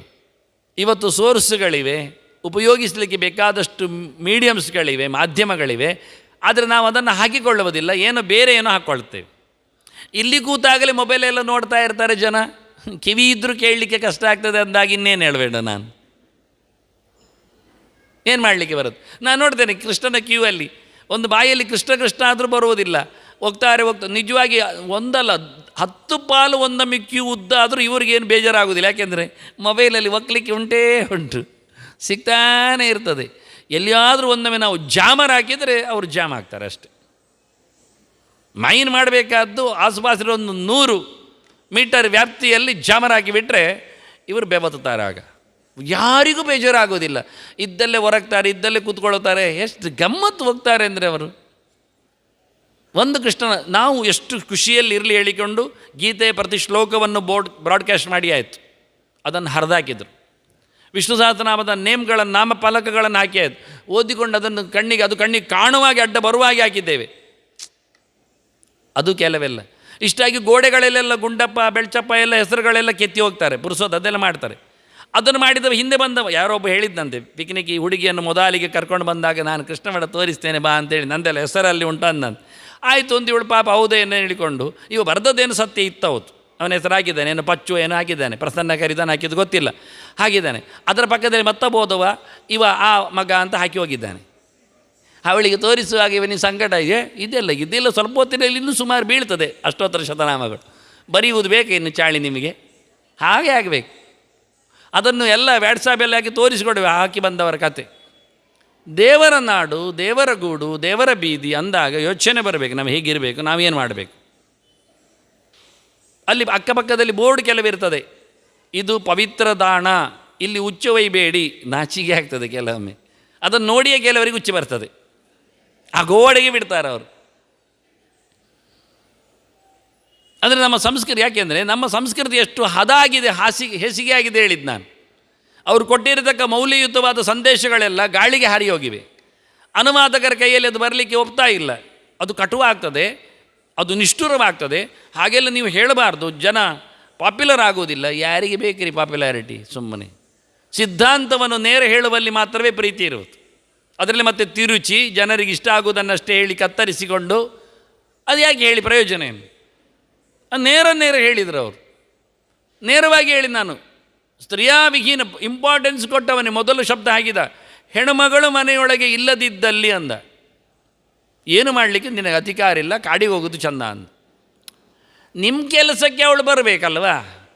ನಿಮ್ಮ ದೇವ ಕಾರ್ಯ, ನಿಮ್ಮ ಪಿತೃ ಕಾರ್ಯ, ಆರತಿ ಪತ್ತಿ ಹಾಕೋದು, ಆರತಿ ಇಷ್ಟದಾನ ನೀವು ಹೇಳು. ಮತ್ತೆ ಅಂದದ್ದು ಹೂ ತಂದಿಡೋದು, ಹೂ ಕಟ್ಟಿಡೋದು, ಮತ್ತು ಶುದ್ಧ ಮಾಡೋದು, ಬಟ್ಟೆ ತೊಳೆಯೋದು, ಪಾತ್ರೆ ಒರೆಸೋದು. ಯಾರೋ ಮೊನ್ನೆ ಹೇಳಿದ್ದು ನನಗೆ, ಇದನ್ನು ಕಳಿಸರ್ತಿ ಹೇಳಿದ್ದೀನಿ ನಾನು. ಇವ ಏನೋ ಗಂಧತೆ ಇದ್ದಂತೆ ದೇವರ ಪೂಜೆಗೆ ಅಂತ, ಭಾರಿ ಪುಣ್ಯ ಬಂತಂತೆ ಇವನಿಗೆ. ಅದಕ್ಕೆಲ್ಲ ಲೆಕ್ಕ ಹಾಕ್ತಾರೆ ಅವ್ರು. ಇರಲಿ, ಹೆಣ್ಮಗಳಿಗೆ ಏನು ಪುಣ್ಯ ಬಂತು ಅಂತ. ಇವ್ರು ಕೊನೆಗೆ ಏನಾದರೂ ಕೊಟ್ಟವಳನ್ನು ಬಚಾವ್ ಮಾಡಬೇಕು ಹೇಳಿ, ಅವನಿಗೆ ತಿನ್ನಲಿಕ್ಕೆ ಇವಳು ದೋಸೆ ಹೊಯ್ತಾಳಲ್ಲ ಕಲ್ಲಿಗೆ, ಹೀಗೆ ಉರುಟಾಗಿ ಆಗ್ತಾಳಲ್ಲ, ಎಷ್ಟು ಸುತ್ತಾಗಿ ದೋಸೆ ಹೊಯ್ತಾಳೋ ಅಷ್ಟು ಭೂ ಪ್ರದಕ್ಷಿಣೆ ಮಾಡಿದ ಪುಣ್ಯ ಬರ್ತದಂತೆ ಅವಳಿಗೆ. ಇವನೇ ಡಾಳಾಗಿ ಹೇಳಿಬಿಟ್ಟ. ಭಾಳ ಹೆಣ್ಣು ಪ್ರಿಯ ಅಂತ ಅರ್ಥ ಇವ ಪುಣ್ಯಾತ್ಮ. ಎಲ್ಲಿ ಇಲ್ಲದ ಗೆರೆ ಹೇಳಿಬಿಟ್ಟ. ಅವಳೊಂದೊಮ್ಮೆ ಉಪ್ಪಿಟ್ಟು ಮಾತ್ರ ಹಾಕಿದರೆ ಅಂತ ಹೇಳಿ ನಾನು, ಅವಳು ಗೋಪುರ ಕಟ್ಟಿದ ಪುಣ್ಯ ಬರ್ತದೆ ಹೇಳಿ ಯಾನೇನು ಪುಣ್ಯಾತ್ಮ. ಕೇಳಬೇಕು ಅವನ ಹತ್ರ. ಅವಲಕ್ಕಿ ಎಲ್ಲ ಕೊಟ್ಟರೆ ಅಥವಾ ನೂಡಲ್ಸ್ ಮಾಡಿ ಕೊಟ್ಟರೆ ಏನು ಮಾಡ್ತದೆ? ನಾಗಾರಾಧನೆ ಮಾಡಿದ ಪುಣ್ಯ ಬರ್ತದೆ ಹೇಳ್ತಾನೆ ನೀವು. ಹೇಳಿ ಯಾನು ಅದ್ಭುತ ವ್ಯಕ್ತಿ. ಇಲ್ಲದ್ದೆಲ್ಲ ಹೇಳಿ ಅವರನ್ನು ಬದಿಗೆ ಇಳಿಯುವುದಕ್ಕಿಂತ ಪ್ರಮಾಣ ವಾಕ್ಯಗಳನ್ನ ಎಸೆದು ಅವರನ್ನು ಪಾಕೆಟ್ ಮಾಡಿಕೊಳ್ಬೇಕು. ಸತ್ಯವನ್ನು ಸತ್ಯವಾಗಿ ಹೇಳಲಿಕ್ಕೆ ಅರ್ಥ ಆಗಬೇಕು. ನಿಮ್ಮ ಕೆಲಸಕ್ಕೆ ಅವರು ಬರಬೇಕು ಹೇಳಿಕೊಂಡ್ರಿ, ಅವ್ರ ಕೆಲಸಕ್ಕೆ ನೀವು ಬಂದ್ರಿಯಾ? ನೀರು ತಂದು ಹಾಕಿದ್ರಿಯಾ? ಬಟ್ಟೆ ಒಗೆದು ಕೊಟ್ರಿಯಾ? ಅದು ಬೇರೆ ಏನಾದರೂ ಪಾತ್ರೆ ತೊಳಿಲಿಕ್ಕೆ ನಿಂತ್ರಿಯಾ? ಅಂಗಡಿ ಸಾಮಾನು ತಂದಿರ್ಬೋದು ಕೆಲವೊಮ್ಮೆ, ಅದಕ್ಕೆ ಕೇಳೋದಿಲ್ಲ ಅವ್ರು, ಬಿಡಿ. ವಾಸ್ತವವಾಗಿ ಎಂಥ ಅದ್ಭುತವಾದ ಗೆರೆ ಉಂಟು ಕೇಳಿದರೆ, ಯದ್ದೇವೇಭ್ಯ ಯತ್ ಪಿತೃಭ್ಯಶ್ಚಾದಿಭ್ಯ ತುರ್ಯಾದ್ಭರ್ತಾಭ್ಯರ್ಚನಂ ಸತ್ಕ್ರಿಯಾಂಚ ತಸ್ಯಾತ್ಯರ್ಥಂ ಕೇವಲ ಅನನ್ಯಚಿತ್ತ ನಾರೀ ಭುಂಕ್ತೆ ಭರ್ತ ಶುಶ್ರೂಷಯೈವ. ಈ ಗೆರೆಮೆ ಸತ್ಯವಾಗಿ ಅರ್ಥ ಆಗಿಬಿಟ್ರೆ ಉಂಟಲ್ಲ, ನಾಳೆ ಸ್ವಚ್ಛ ಭಾರತವನ್ನು ನಾವು ನೋಡ್ಬೋದು. ಮನೆಯೊಳಗೆ, ಬೀದಿಯಲ್ಲಿ ಅಲ್ಲ. ಏನನ್ನಾದರೂ ಮನುಷ್ಯನಿಗೆ ಮಾಡಲಿಕ್ಕೆ ಮನೆಯಲ್ಲಿ ಉಂಟು ಅಂತಾಗಿದ್ದರೆ ಕೆಲಸ, ಒಂದೋ ದೇವತೆಗಳ ಆರಾಧನೆ, ಇಲ್ಲ ತಂದೆ ತಾಯಿಗಳ ಸಮಾರಾಧನೆ, ಅಲ್ಲ ಅತಿಥಿಗಳ ಮನುಷ್ಯರ ಚಿಂತನೆ, ಬೇರೆಂಥದ್ದು ಇಲ್ಲ. ಇನ್ನೂ ಇದ್ದರೆ ಹೇಳಲಿಕ್ಕೆ ಇರ್ತಿದ್ದು, ನಾನು ಅದನ್ನು ಹೇಳುವುದು. ಇಲ್ಲಿ ಹೇಳಲಿಲ್ಲ ಅವರು. ಯಾಕೆ? ಇನ್ನಿದ್ರೆ ನಾಯಿ ಪಿಂಗಂಡು ತೊಳೆಯೋದು ಅಷ್ಟೇ. ಅದೇಂತ ಹೇಳೋದು ಏಸಿಗೆ ಪ್ರಯೋಜನ ಇಲ್ಲದು. ಅದು ನ ದೇವಾಯ ನ ಧರ್ಮಾಯ, ಅದು ಹೇಳಿ ಪ್ರಯೋಜನ ಇಲ್ಲ. ಮತ್ತು ನಾನು ಸುಮ್ಮನೆ ಬೈದಾಗೆ ಆಗ್ತದೆ, ಇವರಿಗೆಲ್ಲ ನಾಯಿ ಆಗೋದಿಲ್ಲ ಹೇಳಿ ಶುರು ಮಾಡ್ತಾನೆ. ಮತ್ತು ಅದು ಹೇಳಿದ್ದನ್ನು ನಾನು ಹೇಳು ಇಷ್ಟೇ ಇರೋದು. ಯದ್ ದೇವೇಭ್ಯ ಯತ್ ಪಿತೃಭ್ಯಶ್ಚಾತಿಥಿಭ್ಯ. ಮನುಷ್ಯ ಒಂದೊಮ್ಮೆ ಹುಟ್ಟಿ ಬಂದಾಗ ಋಣಿಯಾಗಿರ್ತಾನೆ, ಸಾಲಗಾರನಾಗಿರ್ತಾನೆ. ಯಾರದ್ದೆಲ್ಲ ಕೇಳಿದರೆ ಮೊದಲಿಗೆ ಈ ದೇಹವನ್ನು ನೋಡಿಕೊಳ್ಳೋದು ದೇವತೆಗಳ ಬಗ್ಗೆ. ಎಲ್ಲ ಇಂದ್ರಿಯಗಳು ಚೆನ್ನಾಗಿವೆ, ಕಾರಣ ಎಲ್ಲ ದೇವತೆಗಳು ಫುಲ್ ಕೆಲಸ ಮಾಡ್ತಾರೆ. ನಿದ್ದೆ ತರಿಸ್ತಾರೆ, ಎಚ್ಚರ ಬರಿಸ್ತಾರೆ, ಮಾತು ಆಡಿಸ್ತಾರೆ, ಕೈಕಾಲಲ್ಲಾಡಿಸ್ತಾರೆ, ಉಸಿರಾಟ ನಡೀತದೆ, ಕಣ್ಣು ಕಾಣ್ತದೆ, ಕಿವಿ ಕೇಳ್ತದೆ, ನಾಲಿಗೆ ರುಚಿ ಇದೆ, ಡೈಜೆಷನ್ ಆಗ್ತದೆ, ಏನೆಲ್ಲ ವಿಷಯ ನೋಡಿ ಅದ್ಭುತವಾದದ್ದು. ಆಗದೇ ಇದ್ದರೆ ಗೊತ್ತಾಗುತ್ತೆ ನಮಗೇನಾಗ್ತದೆ ಅಂತ. ಹೌದಲ್ಲ, ಇವತ್ತು ಮೋಷನ್ ಹೋಗಲಿಲ್ಲ ಮಾರೆ, ಎಂತ ಮಾಡೋದು? ತಲೆ ಕೆಳಗೆ ಮಾಡುವುದೇನು, ಉರುಳಾಟ ಮಾಡುವುದೇನು, ಮತ್ತು ಕಾಲ ಮೇಲೆ ಮಾಡುವುದೇನು, ಎಷ್ಟೆಲ್ಲ ಮಾಡಿದ್ರು ಹೋಗಬೇಕಲ್ಲ, ಎಂತ ಹೋಗ್ತದೆ ಕೊನೆಗೆ. ಒಂದು ಆಗದಿದ್ದರೆ ಕೃಷ್ಣ ಹೇಳ್ತಾನೆ, ಅಹಂ ವೈಶ್ವಾನರೋ ಭೂತ್ವ ಪ್ರಾಣಿನಾಂ ದೇಹಮಾಶ್ರಿತ ಪ್ರಾಣಾಪಾನ ಸಮಾಯುಕ್ತ ಪಚಾಮ್ಯನ್ನಂ ಚತುರ್ವಿಧಂ. ಊಟ ಮಾಡಿದ್ದರ ಒಳಗೋದ ಬಳಿಕ ಅದು ಪೂರ್ತಿಯಾಗಿ ಮಾಂಸ, ರಕ್ತ, ಮೈ ಅದೆಲ್ಲ ಮಾಡಿಕೊಡುವವ ನಾನು, ನನ್ನ ಅಸಿಸ್ಟೆಂಟ್ ಇಬ್ಬರಿದ್ದಾರೆ ಪ್ರಾಣಾಪಾನರು ಅಂತ ಹೇಳ್ತಾನೆ. ಅವರಿಂದ ನಾನು ಕೆಲಸ ಮಾಡಿ ಕೊಡುತ್ತೇನೆ. ಎಷ್ಟು ಕ್ಷೇಮ ನೋಡಿ. ಅದು ಆಗೀತಾ ನಾಳೆ ನಾವು ರೆಡಿ, ಯಾಕೆ ಮತ್ತೆ ಊಟ ಮಾಡಲಿಕ್ಕೆ.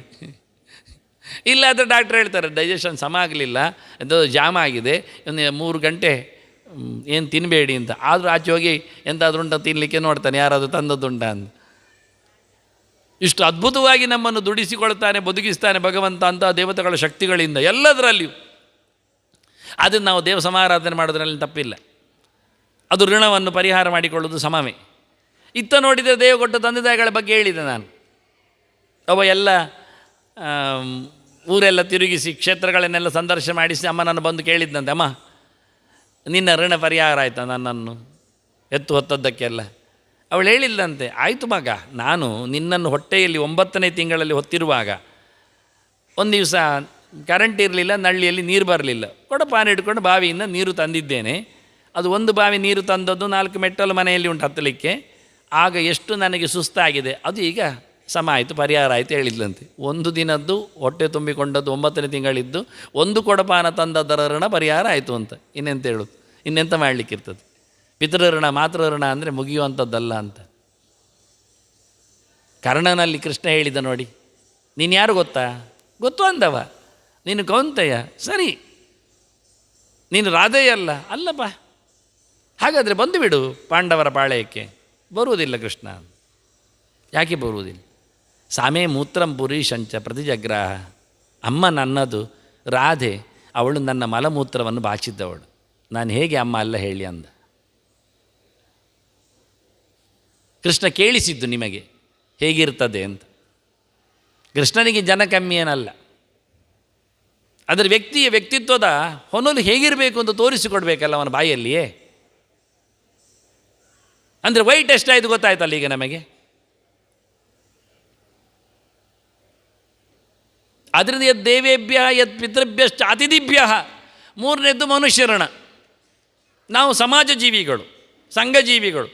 ನಾನೇ ನನ್ನ ಕೈಕಾಲುಗಳಲ್ಲಿ ನಾನು ದುಡಿದುಕೊಳ್ತೇನೆ ಹೇಳೋದು ಅದು ಇಂಪಾಸಿಬಲ್. ನನ್ನ ಎಲೆಯ ಬದಿಯಲ್ಲಿ ಯಾಕೆ ಉಪ್ಪನ್ನು ನಾನು ತಯಾರು ಮಾಡ್ತೇನೆ ಹೇಳಲಿಕ್ಕೆ ಸುಲಭ. ಉಪ್ಪಿನ ಸತ್ಯಾಗ್ರಹ, ಚರಕ ತಿರುಗಿಸುವುದು, ಅದು ಕೇವಲ ನೋಟಿನಲ್ಲಿ ಮಾತ್ರ. ಎಲ್ಲಿ ಉಂಟು ಚರಕ? ಗಾಂಧಿ ನೂಲ್ತಾ ಇದ್ನಲ್ಲ, ಬಟ್ಟೆವನ್ನು ಹಾಕಿದ್ದು ಅಂತ ಹೇಳಿಕೊಂಡಲ್ಲ. ದೇವರಾಣಿಗೂ ಅಪ್ಪಟ್ಟ 100ಕ್ಕೆ 100 ಸುಳ್ಳು. ಆದರೆ ನಿಮಗೆ ನೋಟು ಸತ್ಯ ಆದ್ದರಿಂದ ನಂಬಬೇಕಾಗ್ತದೆ. ಆಗ ದೇಶದಲ್ಲಿ ಬಿರ್ಲಾ ಮುಂತಾದವರ, ಅವನದ್ದೇ ಪ್ರಧಾನ, ಬಾಂಬೆಯಲ್ಲಿ ಮತ್ತು ಇನ್ನೊಂದು ಕಡೆಯಲ್ಲೆಲ್ಲ, ಅಹಮದಾಬಾದಲ್ಲೆಲ್ಲ ದೊಡ್ಡ ಮಟ್ಟಿನ ಮಿಲ್ಲಿತ್ತು, ಬಟ್ಟೆತ್ತು. ಇವ ಹೇಳಿದ್ದೇನು ಕೇಳಿದರೆ, ನಾವು ನಮ್ಮ ನೂಲನ್ನು ತಯಾರು ಮಾಡಿ ಬಟ್ಟೆ ಮಾಡಿಕೊಂಡ್ರೆ ಪ್ರತಿಯೊಬ್ಬರಿಗೂ ಕೆಲಸ ಆಗ್ತದೆ, ಅವರು ಬದುಕ್ತಾರೆ. ಕಾರ್ಖಾನೆಗಳು ಮಾಡಿದರೆ ನಮ್ಮನ್ನು ದಿವಾಳಿ ತೆಗೀತದೆ. ಕಾರ್ಖಾನೆಗಳು ಮಾಡಬಾರ್ದು, ಕೈಗಾರಿಕೆ, ಇದು ಗುಡಿ ಕೈಗಾರಿಕೆ, ಮನೆ ಆಗಬೇಕು ಅಂತ ಹೇಳಿಕೊಂಡು ತಾನು ತನ್ನದು ಮಾಡಿ ತೋರಿಸಿದ. ಆದರೆ ಪೂರಾ ಅವರದ್ದೇ ದುಡ್ಡು ತಿಂತಾ ಇದ್ದ ಪ್ರತಿನಿತ್ಯ. ಅವರಿಗೆ ಪಾಕೆಟ್ ಮನಿಯಲ್ಲಿ ಅವನೇ ತುಂಬಿಸ್ತಾ ಇದ್ದದ್ದು. ನೀವು ಇಂಟರ್ನೆಟ್ ಸರ್ಚ್ ಮಾಡಿ ಕೇಳ್ಬೋದು, ನಾನು ಸುಳ್ಳು ಹೇಳು ತಿಳ್ಕೊಳ್ಬೇಡಿ, ನನಗೇನಾಗಬೇಕಾಗಿಲ್ಲ ಕೋಲ್ ಹಿಡಿದವನ ಕತೆ. ರಿಯಲ್ ಇದು ವಾಸ್ತವ. ಆಗ ನಡೀತಾ ಇದ್ದ ಘಟನೆ ಇವರು ಮಾಡಿ ತೋರಿಸಿದ್ದದ್ದು ಮೋಸ. ಒಂದು ಬಿಲ್ಕುಲ್ ಮಾತಾಡಲಿಲ್ಲ ಅವನ ಹತ್ರ, ಬಂದ್ ಮಾಡಿ ಹೇಳಲಿಕ್ಕೆ ಹೋಗಲಿಲ್ಲ. ಅವರು ಮತ್ತೆ ಎಸ್ಟಾಬ್ಲಿಷ್ ಮಾಡ್ತಾ ಇದ್ದ. ಎಲ್ಲ ದುಡ್ಡು ಕೊಡ್ತಾ ಇದ್ದ ಇವರಿಗೆ. ಜನರಿಗೆ ಕಣ್ಣಿಗೆ ತಪ್ಪಿಸಲಿಕ್ಕೆ ಮಾತ್ರ ಹೋಗುವುದು. ಯಾರ 3rd ಕ್ಲಾಸ್ ಬೋಗಿಯಲ್ಲಿ ಹೇಳೋದು. ಆದರೆ ಆ 70 ಪ್ಯಾಸೆಂಜರು ಅಲ್ಲಿಲ್ಲ, ಇವನಿಗೆ ಮಾತ್ರ ಅದು ಇಡೀ ಬೋಗಿ. ಅದನ್ನು ಹೈ ಕ್ಲಾಸ್ ಮಾಡಿರ್ತಾರೆ. ನೀವು ಎಲ್ಲಿದ್ದರೆ ಏನಾಗ್ತದೆ, ಏನು ಪ್ರಯೋಜನ ಏನು? ನೀವಿರುವ ಹಾಲನ್ನೇ ಚಂದ ಮಾಡಿ ಹೈ ಕ್ಲಾಸ್ ಮಾಡಿದರೆ, ನಾನಿದ್ದದ್ದು ಸಾಮಾನ್ಯ ಹಾಲಿನಲ್ಲಿ, ರೂಮಲ್ಲಿ ಎಲ್ಲ ಹೇಳಿದೆ, ದೊಡ್ಡ ಹಾಲನ್ನೇ ರೂಮ್ ಮಾಡಿಕೊಂಡವ. ಅವನೊಂದು ಆಡಿಗೆ ಸ್ನಾನ ಮಾಡಿಸಲಿಕ್ಕೆ ಲೈಫ್ ಬಾಯ್ ಆವತ್ತು ಹಾಕ್ತಾ ಇದ್ದದ್ದಕ್ಕೆ 30 ರೂಪಾಯಿ ಇತ್ತು. ಆಗ 1 ತಿಂಗಳ ಸಂಬಳ ಒಬ್ಬ ಅಧ್ಯಾಪಕನತ್ತು. ಅವನು ಕುಡಿಯುವ ಹಾಲಿನ ಕತೆ ಇದು, ಅದನ್ನು ಮೀಸುವ ಕತೆ. ಹೇಳಲಿಕ್ಕೆ ಹೋದರೆ ಏಸಿಗೆ ಸುಮಾರುಂಟು. ಹೇಳುವುದಷ್ಟೇ, ಮನುಷ್ಯ ತಾನು ಮಾಡುತ್ತೇನೆ ಆಗುವುದಿಲ್ಲ. ಮನುಷ್ಯ ತನ್ನ ಕೆಲಸ ತಾನು, ನನ್ನ ಉಪ್ಪನ್ನು ನಾನು ತಯಾರು ಮಾಡಲಿಕ್ಕೆ ಆಗುವುದಿಲ್ಲ. ಸಮುದ್ರಕ್ಕೆ ಹೋಗಿ ನಾನು ನನ್ನ ಕೆಲಸ, ನನ್ನ ಉಪ್ಪು, ನೀವು ನಿಮ್ಮ ಕೆಲಸ, ಪ್ರತಿಯೊಬ್ಬರು ಸಮುದ್ರದಲ್ಲೇ ಕೂತ್ಕೊಳ್ಬೇಕು ಉಪ್ಪು ಹಿಡಿಯುತ್ತಾ.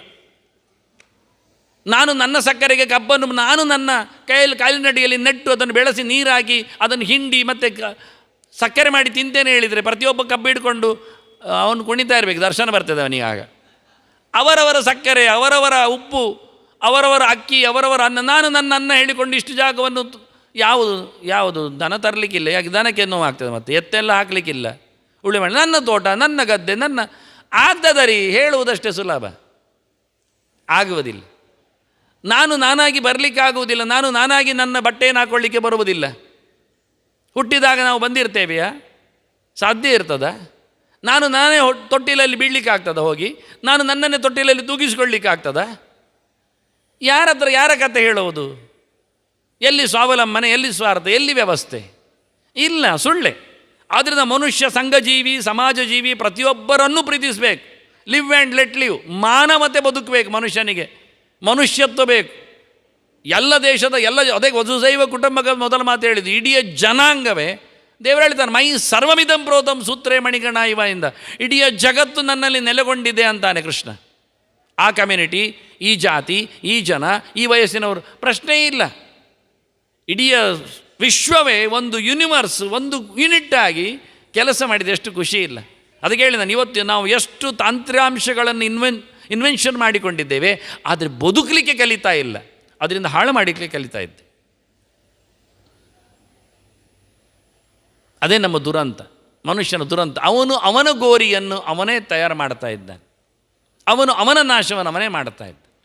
ಆಗಲಿಕ್ಕೆ ಎಷ್ಟು ಚೆನ್ನ ಮಾಡುವುದು. ಇಡೀ ಮಾನವ ಸಮಾಜವನ್ನು ಎಲ್ಲವನ್ನು ಒಪ್ಪಿಕೊಳ್ಳುವ ಹಾಗೆ, ನಿಮ್ಮ ಆದರ್ಶ ನಿಮಗೆ, ನಿಮ್ಮ ಕತೆ ನಿಮಗೆ, ಆದರೆ ಇನ್ನೊಬ್ಬರಿಗೆ ತೊಂದರೆ ಮಾಡದಂತ ಅಹಿಂಸಾರ್ಥಾಯ ಭೂತಾನಾಂ ಧರ್ಮ ಪ್ರವಚನ ಕೃತಂ ಯಸ್ಯಾದ್ ಅಹಿಂಸಾ ಸಂಯುಕ್ತ ಸಧರ್ಮ ಇತಿ ವಿಶ್ರುತಃ. ನಿನಗೂ ಇನ್ನೊಬ್ಬರಿಗೂ ವಾತಾವರಣಕ್ಕೂ ತೊಂದರೆಯಾಗದಂತೆ ನಿನ್ನ ಧರ್ಮವನ್ನು ನೀನು ಟ್ರೇಸ್ ಮಾಡಿಕೊಂಡ್ರೆ ನೋ ಅಬ್ಜೆಕ್ಷನ್. ಇದು ತನ್ನಿ.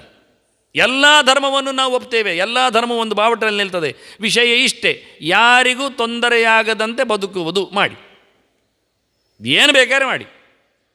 ಇನ್ನೊಬ್ಬರಿಗೆ ತೊಂದರೆ ಆಗದಂಥದ್ದನ್ನು ಧರ್ಮ, ಅದರ್ವೈಸ್ ನಾಟ್ ಧರ್ಮ. ಇಷ್ಟು. ಹಿಂಸೆ ಆಗ್ತದೆ ಅಂತ ಒಬ್ಬ ಹೇಳಿದರೆ, ಅಬ್ಜೆಕ್ಷನ್ ಬಂದರೆ ಅದನ್ನು ನಿಲ್ಲಿಸಿ, ಕತ್ತರಿಸಿ. ಇದು ಒಂದು ಮಾತನ್ನು ನಿಲ್ಲಿಸಿದರೆ ಎಷ್ಟು ಖುಷಿ ಆಗ್ತದೆ, ಎಷ್ಟು ಒಳ್ಳೆಯದಾಗ್ತದೆ. ಇಲ್ಲ, ಅದು ನಾವು ಮನುಷ್ಯರು ಅತಿಥಿಗಳ ಸತ್ಕಾರ ಜೊತೆಯಲ್ಲಿ ಬಂದವರಿಗೆ, ತೊಂದರೆಯಾದವರಿಗೆ ನಾವು ಒಂದು ಚೂರಾದರೂ ಸ್ಪಂದಿಸುವುದು. ಇದ್ದದ್ದರಲ್ಲಿ ಸಾಲ ಮಾಡಿಕೊಡಬೇಕು ಅಂತ ಎಲ್ಲಿಯೂ ಹೇಳುವುದಿಲ್ಲ. ಯಾವ ವ್ರತ ನಿಯಮ, ಹಬ್ಬ ಪುನಸ್ಕಾರಗಳನ್ನು ಎಲ್ಲಿಯೂ ಸಾಲ ಮಾಡಿ ಹೇಳಲೇ ಇಲ್ಲ. ನಿನ್ನ ಕೈಯಲ್ಲಿ ಎಷ್ಟುಂಟು ಯಥಾಶಕ್ತಿ, ಹಾಸಿಗೆ ಇದ್ದಷ್ಟು ಕಾಲು ಚಾಚು ಅಷ್ಟೇ. ಇನ್ನೊಬ್ಬರ ಕಿಸೆಯಲ್ಲಿ ತಗೊಂಡು ಡೊನೇಷನ್ ಕೇಳಿ, ಮತ್ತೊಬ್ಬರಿಗೆ ಬೋಳಿಸಿ ಟೊಪ್ಪಿ ಹಾಕಿ ಬಡ್ಡಿಯ ಕೆಲಸದಲ್ಲಿ ಕೆಲಸ ಮಾಡಿ ಯಾವ ದೇವರಿಗೂ ಇಷ್ಟ ಆಗುವುದಿಲ್ಲ. ಯಾರು ಹೇಳಲಿಲ್ಲ ಅದನ್ನು ಈ 3 ಪ್ರಕಾರಗಳ ಋಣದ ಪರಿಹಾರದಲ್ಲಿ ಮಾಡಿಕೊಂಡ ಒಬ್ಬ ಮನೆಯವ ಅಭ್ಯರ್ಚನಂ ಸತ್ಕ್ರಿಯಾಂಚ, ಪೂಜೆ ಪುನಸ್ಕಾರ ಇರಲಿ, ಅತಿಥಿ ಸತ್ಕಾರ ಇರಲಿ, ದಾನ ದಕ್ಷಿಣೆ ಇರಲಿ, ವ್ರತ ನಿಯಮ ಇರಲಿ, ಏನೇ ಮಾಡಿರಲಿ, ತಸ್ಯಾತ್ಯರ್ಥಂ ಕೇವಲ ನನ್ಯಜಿತ್ತ ನಾರೀ ಭುಂಕ್ತೆ ಭರ್ತ ಶುಶ್ರೂಷಯೈವ. ಗಂಡನಿಗೆ ಸಹಾಯ ಮಾಡುವ ಮೂಲಕ ಸೇರಿಕೊಂಡಿರುವ ಹೆಂಡತಿಗೆ ಅದರ ಅರ್ಧ ಪುಣ್ಯ ಗ್ಯಾರಂಟಿ ಹೋಗ್ತದೆ ಅಂದರು. ಎಲ್ಲ ಚೀಲ ತಗೊಂಡು ಬನ್ನಿ ಹೇಗಿರ್ತದೆ ಅಂತ. ಧರ್ಮಕ್ಕೆ ಈಗ ಕೇಳಿದ್ರಲ್ಲ, ನಾವೆಲ್ಲ ಮಾಡ್ತೇವೆ ನಮಗೆ ಅಂತ ಉಂಟು ಅಂತ. ಇಲ್ಲದೇ ಇದ್ದಲ್ಲಿ ಕಾಡಿಗೆ ಹೋಗಿ ಅಂತ ಹೇಳ್ತೀರಿ. ಸ್ತ್ರೀಯ ವಿಹೀನಃ ಯಸ್ಯ ಗೃಹಂ ಹೇಳಿಕೊಂಡು ಎಂತ ಇದ್ರೂ ಪರವಾಗಿಲ್ಲ, ಹೆಂಡತಿ ಒಂದಿರಲ್ಲ ಎಂತ 1000 ಕೋಟಿ ರೂಪಾಯಿ ಎಲ್ಲ ಹೇಳಿಕೊಂಡ್ರಲ್ಲ, ಅದೆಲ್ಲ ಹೇಳಿಕೊಂಡ್ರಿ, ನಮಗೆಂತ ಗಂಟು ಅಂತ ಕೇಳಿದ್ರಲ್ಲ, ಈ ಗೆರೆ ತಗೊಳ್ಳಿ ಕೊಟ್ಟಿದ್ದೇನೆ. ವೇದವ್ಯಾಸರು ಕೊಟ್ಟ. ಇದನ್ನು ಕೇಳಿದ್ದು ಗರುಡ ಕೃಷ್ಣನಲ್ಲಿ. ಕೃಷ್ಣ ನನಗೆ ಚೆನ್ನಾಗಿ ಹೇಳು, ಮನುಷ್ಯ ಲೋಕದ ಕಥೆ ಅರ್ಥ ಆಗೋದಿಲ್ಲ, ಅವರ ಪಾಡು ಪಟ್ಟು ನನಗೆ ತಿಳಿಸ್ಬೇಕು. ಅದೇ ಕೃಷ್ಣ ಹೇಳಿ, ನೋಡು, ಹೆಂಡತಿಯಾದವಳಿಗೆ ಧರ್ಮದಲ್ಲಿ ಅರ್ಧ ಪುಣ್ಯವನ್ನು ನಾನು ಕೊಡ್ತಾ ಇದ್ದೇನೆ. ಅಹಂ ಹಿ ಸರ್ವಯಜ್ಞಾನಾಂ ಭೋಕ್ತಾಚ ಪ್ರಭುರೇವಚ. ಯಾರು ಏನು ಮಾಡಿದ ಕೆಲಸದ್ದು ಸೇವೆಯ ಪೂರ್ಣ ತಗೊಳ್ಳುವವ ನಾನೇ, ಸೇವೆಯನ್ನು ಹಂಚುವವನು ನಾನೇ. ಅದು ನಾನು ಯಾರಿಗೆ ಹಂಚುತ್ತೇನೆ ಕೇಳಿದರೆ, ಅರ್ಧವಾಸಿ ಅವನ ಜೊತೆಯಲ್ಲಿ ಸೇರಿದ, ಪ್ರೀತಿ ವಿಶ್ವಾಸದಿಂದ ಶ್ರದ್ಧೆಪಟ್ಟು ದುಡಿದ ಅವನ ಹೆಂಡತಿಗೆ ಧರ್ಮಕ್ಕೆ ಕೊಡ್ತೇನೆ ಅಂದ. ಈಗ ನಮ್ಮ ತೆಕ್ಕೆ ಅಥವಾ ನಮ್ಮ ಸೆರಗು ಎಷ್ಟು ದೊಡ್ಡದಿರಬೇಕು ಯೋಚನೆ ಮಾಡಿ, ಎಷ್ಟು ನ್ಯಾಯಯುತವಾದ ಚಿಂತನೆ ಇದು ಅಂತ. ಈಗ ಅರ್ಜುನ ಹೇಳ್ತಾನೆ, ಅಧರ್ಮಾಭಿಭವಾತ್ ಕೃಷ್ಣ ಪ್ರದುಷ್ಯಂತಿ ಕುಲಸ್ತ್ರೀಯ ಅಂತ. ಎಲ್ಲಿದ್ದಾರೆ ಕೃಷ್ಣ? ಧರ್ಮ ಮಾಡುವವರು, ದೇವರ ಸೇವೆ ಮಾಡುವವರು, ಪಿತೃಯಜ್ಞ ಮಾಡುವವರು, ಅತಿ ಸತ್ಕಾರ ಮಾಡುವವರು ಎಲ್ಲ ರಣಾಂಗಣದಲ್ಲಿ ಸತ್ತಿದ್ದಾರೆ. ಈ ಹೆಣ್ಮಕ್ಕಳ ಗತಿ ಅಂಥದ್ದು. ಪುಣ್ಯ ಯಾರು ಹಚ್ಚುತ್ತಾರೆ ಕೇಳ್ತಾನೆ. ಯಾರ ಮನೆಯಲ್ಲಿ ಬದುಕ್ತಾರೆ ಅವರು? ಯಾರ ಮನೆಯಲ್ಲಿ ಮಲಗ್ತಾರೆ? ಯಾರ ಪುಣ್ಯವರು ತಗೊಳ್ಬೇಕವರು? ಎಲ್ಲಿದೆ ಕೇಳ್ತಾನೆ. ಈಗ ಬನ್ನಿ, ಈಗ ಬರಬೇಕಾದವರು ಹೆಣ್ಮಕ್ಕಳು. ಗಲಾಟೆ ಎಬ್ಬಿಸಲಿಕ್ಕೆ ಯುದ್ಧ ನಿಲ್ಲಿಸಿ ಶಾಂತಿಯನ್ನು ಕಾಪಾಡಿ ಹೇಳಬೇಕಾದವರು ಪ್ರತಿಯೊಂದು ಮನೆ ಹೆಣ್ಮಕ್ಕಳು. ಇವತ್ತು ಕಾಲ ಮಿಂಚಿಲಿಲ್ಲ, ಇವತ್ತು ಯುದ್ಧ ಆಗ್ತಾ ಇದೆ. ಎಲ್ಲಿ ಕೇಳಿದರೆ ದೈತ್ಯರೊಟ್ಟಿಗೆ ದೇವತೆಗಳೊಟ್ಟಿಗಲ್ಲ, ಮನುಷ್ಯರೊಟ್ಟಿಗೆ ಮನುಷ್ಯರಲ್ಲಿ. ಯೋಚನೆ ಮಾಡಿ, ಡೆವಿಲ್ ಫೋರ್ಸ್ ಮತ್ತು ಡಿವೈನ್ ಫೋರ್ಸ್ಗಳಿಗೆ ಯುದ್ಧ ಅಲ್ಲ ಈಗ. ಹ್ಯುಮ್ಯಾನಿಟಿ ಇರುವವರಿಗೆ ಯಾವುದನ್ನೇ ಇನ್ವೆನ್ಷನ್ ಮಾಡಿಕೊಂಡಿದ್ದಾರೆ, ಯಾವುದೆಲ್ಲ ಬುದ್ಧಿವಂತಿಕ ಸಮಾಜ ಅಂತ ಹೇಳ್ತಾರೆ, so called wisdom persons, knowledgeful, ಅವರು ಮಾಡಿಕೊಳ್ಳುವ ಹೋರಾಟ, ಅವರು ತಯಾರಿಸಿದ ವೆಪನ್ಸ್ಗಳು, ಅವರ ಇನ್ವೆನ್ಷನ್ಸ್ಗಳು, ಅವರ ಬುದ್ಧಿಮತ್ತೆಗಳು ಯಾವುದಕ್ಕೆ ಕೇಳಿದರೆ ದೇಶ ನಾಶಕ್ಕೆ. ನಮಗೆ ನಾಗಾಸಾಕಿ ಅವರದ್ದು ಹಿರೋಶಿಮಾ ನಾಗಾಸಾಕಿದ್ದೆ ಪರಿಚಯ ಇಲ್ಲವ? ಮತ್ತೆ ಇಟ್ಕೊಂಡು ಬಾಂಬಿದೆ, ಅಣು ಬಾಂಬಿದೆ, ಬಿಡ್ತೇವೆ, ಭೂಪಟದಲ್ಲಿ ಹೆಸರಿಲ್ಲದಂತೆ ಮಾಡ್ತೇವೆ. ಅಲ್ಲ, ಮಾಡಲಿ, ಮುಂದೆ ಏನಿರ್ತದೆ? ಇವರಿಗೆ ಆ ದೇಶ ಧರ್ಮಕ್ಕೆ ಸಿಗ್ತದ? ಅಷ್ಟುದ್ದ ಕಾಲ್ಚಾಚಿ ಮಲಗ್ತಾರೆ ಇವರು. ಮುಂದಿನ ಸಾವಿರಾರು ವರ್ಷಕ್ಕೆ ಅಲ್ಲಿ ಏನು ಬೆಳೆಯುವುದಿಲ್ಲ ಇದ್ದಾಗ ಇವರೇನು ನೆಕ್ತಾರಲ್ಲಿ? ನೆಕ್ಕಲಿಕ್ಕೆ ಮಣ್ಣು ಇರುವುದಿಲ್ಲ, ಅಲ್ಲಿ ರಾಸಾಯನಿಕ ಇರ್ತದೆ, ಸೊತ್ತುಗಳು. ಸಂತೋಷ ಆಯಿತಾ? ಮುಂದಿನ ಪೀಳಿಗೆಗೆ ನಾವು ಕೊಟ್ಟ ಕೊಡುಗೆ ಇದು, ಕಾಣಿಕೆ ಇದು ನಮ್ಮ ಬುದ್ಧಿವಂತೆಯ, ಇದು ಪ್ರಜ್ಞಾವಂತಿಕೆಯ. ಇದನ್ನೇ ಕೃಷ್ಣ ಫೋಕಸ್ ಮಾಡಿದ. ಜ್ಞಾನಾಗ್ನಿಹಿ ಸರ್ವಕರ್ಮಾಣಿ ಭಸ್ಮಸಾತ್ ಕುರುತೆ ಅರ್ಜುನ ಅಂದ. ತಿಳುವಳಿಕೆ ಅಂತಾನೆ, ಅರಿವು ಮೈನ್ ಅಂತಾನೆ. ನೀನು ಏನು ವರ್ಕ್ ಮಾಡೋದು ಮುಖ್ಯ ಅಲ್ಲ, ತಲೆ ಖರ್ಚು ಯೋಚನೆ ಮಾಡು, ಯಾಕೆ ಮಾಡಿದೆ ಅಂತ ಹೇಳು, ಏನಾಗ್ತದೆ ಯೋಚನೆ ಮಾಡು. ಡೈನಮೈಟ್ ಮಾಡಿದ್ನಲ್ಲವ ನೊಬೆಲ್, ಸರ್ನೇಮ್ ಅವನತ್ತು. ಏನೋ ಹೊಡಿಲಿಕ್ಕೆ ಎಲ್ಲ ಆಗದೇ ಇದ್ದದ್ದನ್ನು ತೆಗಿಲಿಕ್ಕೆ ಮಾಡಿದವ, ಇನ್ವೆನ್ಷನ್ ಮಾಡಿಕೊಟ್ಟ ಸಿಡಿ. ಮತ್ತು ಅದನ್ನು ಯಾವ್ಯಾವುದಕ್ಕೂ ಉಪಯೋಗಿಸಿಕೊಂಡಾಗ ಅವನಿದ್ದಾಗಲೇ ಭಯಂಕರ ನೋವಾಗ್ತಿತ್ತು ಅವನಿಗೆ. ಆದರೆ ಅದರದ್ದು ಪೂರ್ತಿ ಪೇಟೆಂಟ್ ಅವನು ತಗೊಂಡಿದ್ದ. ಎಲ್ಲಿ ಯಾರು ಮಾಡಿಕೊಂಡ್ರು ಅದರದ್ದು ಟ್ಯಾಕ್ಸ್ ಅವನಿಗೆ ಬರ್ತಿತ್ತು ಪಾಲ್. ಶ್ರೀಮಂತನಾದ, ಅವನಿಗೊಬ್ಬ ತಮ್ಮನೂ ಇದ್ದ, ಅದರಲ್ಲೇನು ಸೇರಿಕೊಂಡಿಲ್ಲ, ಇದ್ದ. ಅವ ಸತ್ತ, ನನ್ನಷ್ಟಿಗೆ ಅವನ ಪಾಡಿಗೆ. ಅವನು ಸತ್ತದ್ದರ ಸುದ್ದಿ ಪೇಪರಲ್ಲಿ ಬಂತು. ಏನು ಕೇಳಿದರೆ ಇವ ಸತ್ತ ಅಂತ ಬಂತು. ಇವ ಸತ್ತ ಅಂತ ಬರಲಿಲ್ಲ, ತಮ್ಮ ಸತ್ತ ಅಂತ, ತಮ್ಮ ಅಂತ ಶಬ್ದ ಬರಲಿಲ್ಲ, ಹೆಸರಲ್ಲಿ ನೊಬೆಲಲ್ಲಿ ಸತ್ತ ಬಂತು. ಬರ್ದದ್ದೇನು ಕೇಳಿದರೆ ಸಾವಿನ ದೂತ ಸತ್ತ ಅಂತ.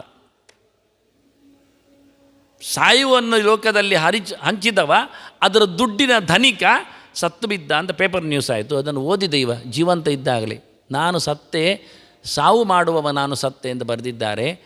ನಾನು ಈ ಸಂಪತ್ತನ್ನು ನಾನು ತಿನ್ನುವುದಿಲ್ಲ. ಯಾರು ಒಳ್ಳೆಯದನ್ನು ಶಾಂತಿ ಕಾಪಾಡಿಕೊಂಡಿದ್ದಾನೆ ಲೋಕದಲ್ಲಿ, ಅವನಿಗೆ ಇದರ ಪ್ರೈಸ್ ಹೇಳಿಕೊಂಡಿಟ್ಟ. ಇವ ಪಾಪ ನಾನು ಶಾಂತಿಗಾರ ಹೇಳಿಕ್ಕೆ ಪ್ರೈಸ್ ತಗೊಳ್ಳಿಕ್ಕೆ ಓಡಿದ್ದಾನೆ. ದೊಡ್ಡಣ್ಣ ಹೇಸಿಗೆವ ಮಾಡಿ ಅನ್ಯಾಯ. ಆದರೆ ಏನು ನಮೂನೆ ಇರ್ತದೆ ಜನಕ್ಕೆ ಅಂತ ಮಾಡಿಕೊಂಡ ಕತೆ ನಿಮಗೆ ಗೊತ್ತು. ಲೋಕದ ಜನರ ಮೇಲೆ 100ಕ್ಕೆ 100 ಟ್ಯಾಕ್ಸ್ ಹಾಕಿ ಮುಚ್ಚಬೇಕು ಅಂತ ಹೊರಟವ. ಬೆಳೆಯುವ ದೇಶವನ್ನು ಬೆಳೆಸುವ ಬದಲಿಗೆ ಅವರನ್ನು ಮತ್ತೆ ಕಾಲಡಿಯಾಗಿ ತುಳಿತೇನೆ ಅಂತ ಹೊರಟ ಪ್ಲ್ಯಾನಿಗೆ ಹೇಳುವ ಕಥೆ ಹೇಗಿರ್ತದೆ? ಇದನ್ನು ಕೃಷ್ಣ ಒಪ್ತೇನೆ. ಅದಕ್ಕೆ ಜ್ಞಾನಾಗ್ನಿಹಿ ಸರ್ವಕರ್ಮಾಣಿ ಭಸ್ಮಸಾತ್ ಕುರುತೆ. ಮೊದಲು ತಿಳ್ಕೊ ಮಾರಾಯ, ಲೋಕವನ್ನು ಹಾಳಾಗದಂತೆ ಉಳಿಸುವ ಏನಾದರೂ ಪ್ಲ್ಯಾನ್ ಇದ್ದರೆ ಕೊಡು. ಲೋಕ ಅಳಿಸುವ ಬೋಳಿಸುವ ಕತೆ ಇದ್ದರೆ ಅದನ್ನು ಮುಚ್ಚಿಕೊಂಡು ಕೂತ್ಕೊ ಅಂತ. ಈ ನೆಲೆವೇಲಲ್ಲಿ ನೋಡಿಕೊಂಡಾಗ ಹೆಣ್ಮಕ್ಕಳಿಗೆ ಕೊಟ್ಟಿರತಕ್ಕಂಥ ಬಳುವಳಿ ಎಷ್ಟು ದೊಡ್ಡದು ಅಂತ ಅರ್ಥ ಆಗುವುದಿಲ್ಲ. ಎಂಥ ಅದ್ಭುತವಾದ ಕೊಡುಗೆಯಾಗಿತ್ತು. ಇದನ್ನು ಕೊಡಲೇ ಯಾಕೆ ಕೊಡೋದು ಅವ ಅಲ್ಲ, ನಾನು ಕೊಡುವುದಿಲ್ಲ ಅಂತ ಹೇಳಲಿಕ್ಕಿಲ್ಲ. ದೇವರು ಶೇರ್ ಮಾಡೋದು, ಅಕೌಂಟಿಗೆ ಆಗೋದೆಲ್ಲ ದೇವರೇ. ಮೈನ್ ಅಕೌಂಟೆಲ್ಲ ಅಲ್ಲಿ ಸರಬರಾಜು. ಅಹಂ ಈ ಸರ್ವಯಜ್ಞಾನ ಭೋಕ್ತಾಚ ಪ್ರಭುರೇವಚ ಅಂದ. ಕಳಮುಚ್ಚಿ ಕೃಷ್ಣ ಹೇಳಿಬಿಟ್ಟ, ಮಾಡುವುದೆಲ್ಲ ಸೇವೆ ನನಗೆ ಮಾರಾಯ, ತಗೊಳ್ಳೋದೆಲ್ಲ ನಾನೇ. ಯಾರ ಹೆಸರಲ್ಲಿ ಕರೆದ್ರು ಹಂಚುವುದು ನಾನೇ, ನೀವು ಗಲಾಟೆ ಮಾಡಲಿಕ್ಕಿಲ್ಲ ಅಂದ. ಯಾರಿಗೆ ಎಷ್ಟು ಕೊಡ್ತೇನೆ ನೀವು ಕೇಳೋದು ಬೇಡ, ನಿಮ್ಮ ಪಾಲು ನಿಮಗೆ ಕೊಟ್ಟಿದ್ದೇನೆ ತಗೊಳ್ಳಿ, ಉಳಿದವರು ಎಷ್ಟು ಕೊಡ್ತೇನೆ ನಿಮಗೆ ಬಾಯಿ ಮುಚ್ಚಿ ಅಂದರು. ಬಾಯಿ ಮುಚ್ಚಿ ಅಂದರು. ಇಂತಹ ಅದ್ಭುತವಾದಂತಹ ವ್ಯವಸ್ಥೆಗಳಲ್ಲಿ ಹೆಣ್ಮಕ್ಕಳಿಗೆ ಅವರಿಗೂ ಅಷ್ಟೇ ಇರಬೇಕಾದಂತಹ ಕಾಳಜಿಗಳು. ಒಂದೊಮ್ಮೆ ಅವಳು ಪ್ಯಾರಲರ್ ಆದ ಚಿನ್ನ ನಾನು ಕೊಡಲೇಬೇಕು. ತಪಸ್ಯಾ ನಶನಂ ಚೈವ ವ್ರತಂ ದಾನಾದಿಕಂಚೇತ್ ಭರ್ತುರಪ್ರಿಯ ಕಾರಣ್ಯ ಸರ್ವಂ ಭವತಿ ನಿಷ್ಫಲಂ. ಗಂಡನ ಅನುಮತಿ ಇಲ್ಲದೆ, ಅವನನ್ನು ನೋಡಿಕೊಳ್ಳಲಾಗದೆ, ಅವನನ್ನು ಮಾತಾಡಿಸಿಕೊಳ್ಳದೆ, ಒಂದೊಮ್ಮೆ ಯಾರಾದರೂ ತಪಸ್ಸು ಮಾಡಿದರು, ಹೆಣ್ಮಕ್ಕಳು ವ್ರತಗಳನ್ನು ನಡೆಸಿಕೊಟ್ಟರು, ದಾನವನ್ನು ಇತ್ತರು, ಉಪವಾಸಾದಿಗಳಲ್ಲಿ ನಿರತರಾದರು, ಗಂಡನಿಗದು ವಿರೋಧ ಆಗುವಂತೆ ಆಗಿದ್ದಲ್ಲಿ, ಇಷ್ಟ ಆಗದೇ ಹೋಗುವುದಾಗಿದ್ದರೆ, ತೊಂದರೆಯನ್ನುಂಟು ಮಾಡುವುದಂತಿದ್ದರೆ, ಇವತ್ತು ಮಾರೇರೆ ಮಂಗಳವಾರ ಉಪವಾಸ, ನಮಗೆ ನೀವು ಬೇಕಾದರೆ ಹೊರಗೆ ಹೋಗಿ ಪಾನ್ಪುರಿ ಅಂತ ತಿಂದು ಹೋಗಿ, ಇಲ್ಲಾದರೆ ಬೇಡ, ನಮ್ಮಾಗಿ ಉಪವಾಸ ಮಲಗಿ, ಮತ್ತು ಕೆಲಸ ಉಂಟಲ್ಲ ಕೆಲಸ ಮಾಡಿ, ನಾಳೆ ಸುಸ್ತಾಗ್ತದೆ ತೊಂದರೆ ಅಲ್ಲ, ಒಂದು ಪಾನಕ್ಕಾಗಿ ನಿಮ್ಮನ್ನು ಜೀವ ಮಾಡುವ, ಅದೆಲ್ಲ ಬೇಡ. ಆಗಿದ್ದನ್ನೆಲ್ಲ ನಡೆಸಿಕೊಡುವುದರಲ್ಲಿ ಇಷ್ಟ ಇಲ್ಲ ಹೇಳ್ತಾನೆ. ತಪಸ್ಯಾ ನಶನಂ ಚೈವ ವ್ರತಂ ದಾನಾದಿಕಂಚಯತ್ ಭರ್ತುರಪ್ರಿಯ ಕಾರಣ್ಯ ಸರ್ವಂ ಭವತಿ ನಿಷ್ಫಲಂ. ನಾನು ಹಿಂದೊಮ್ಮೆ ಹೇಳಿದ್ದೆ ಇಲ್ಲಿ, ಇದೇ ರಾಜಾಂಗಣ ವೇದಿಕೆಯಲ್ಲಿ ಗಮ್ಮತ್ತಾಗಿತ್ತು. ವಿಭುದೇಶ್ವರು ಅದವಾರ ಮಠದ ಇವತ್ತಿನ ಪೂರ್ಣಪ್ರಜ್ಞ ಸಂಸ್ಥೆಯ ಫೌಂಡರ್. 10-20-30 ಇವತ್ತು ಸಂಸ್ಥೆಗಳಿವೆ, ಬೆಳೆದು ನಿಂತಿದೆ. ಅದರದ್ದು ಆರಂಭ ವಿಭುದೇಶ ತೀರ್ಥರು, ಇವತ್ತಿನ ವಿಶ್ವಪ್ರಿಯ ತೀರ್ಥರ ಗುರುಗಳು. ಇಲ್ಲೆಲ್ಲ ಹೆಣ್ಮಕ್ಕಳು ಕೂತಿದ್ರು. ಒಂದು ದಿವಸ ಸುಮಾರು ಜನ ಬಂದಿದ್ದರು, ಒಂದೇ ಥರ ಸೀರೆ ಮತ್ತೊಂದೆಲ್ಲ ಇತ್ತು. ಇವ್ರು ಕೇಳಿದರು, ಏನು ಬಂದದ್ದು, ಏನು ವಿಷಯ ಅಂದರು. ಯಾರೆಲ್ಲ ಅಂತ ಕೇಳಿದರು. ಅದು ನಾವು ಭಜನೆಗೆ ಬಂದದ್ದು ಹೇಳಿದ್ರು. ಯಾವ ಊರು? ನಾವು ಧಾರವಾಡ, ಹುಬ್ಬಳ್ಳಿ, ಬಿಜಾಪುರ, ಯಲ್ಲಾಪುರ ಎಲ್ಲ ಹೆಸರು ಹೇಳಿದರು ಅವರು. ಎಲ್ಲಿ ನಿಮ್ಮ ಮನೆಯವರೆಲ್ಲ ಎಲ್ಲಿ ಕೇಳಿದರು. ಗಂಡಂದಿರು ಅವರು ಊರಲ್ಲಿದ್ದಾರೆ ಹೇಳಿದ್ರು. ಇವರಿಗೆ ಸಿಟ್ಟು ಬಂತಲ್ಲ, ಮೋರೆ ಕೆಂಪಾಯಿತು. ಮೊದಲೇ ಕೆಂಪು ಅವರು. ಹೋಗಿರಾ ಅಲ್ಲಿ ಗಂಜಿ ಬೇಯಿಸಿ ಹಾಕಿ ನಿಮ್ಮ ಗಂಡಂದಿರು ಇಲ್ಲಿ ಅಂತದ್ದು ಅಂದರು. ನಿಜವಾಗಿ ಹೇಳಿದ ಕತೆ ಇದೇ ಟೋನ್. ನಾನಿದ್ದೆ, ನಾನು ಬದುಕಿದ್ದೆ ಆಗ. ಅಂದರೆ ಅದ್ಭುತವಾದ ಒಂದು ಸಂವಹನ. ಎಲ್ಲಿ ಏನು, ಯಾಕೆಂದರೆ ಅವರಿಲ್ಲ ಹೋಟೆಲ್ ಹೋಗ್ತಾರೆ, ಇವತ್ತು ಧರ್ಮಭ್ರಷ್ಟರಾಗ್ತಾರೆ, ಬೇಡದೆ ತಿಂತಾರೆ, ನಾಳೆ ದುಡ್ಡನ್ನು 10 ಪಾಲು ಆಸ್ಪತ್ರೆ ಹಾಕ್ತಾರೆ. ನೋಡಿಕೊಳ್ಬೇಕಾದ್ದು ನಾವೇ ಆಗ್ತದೆ.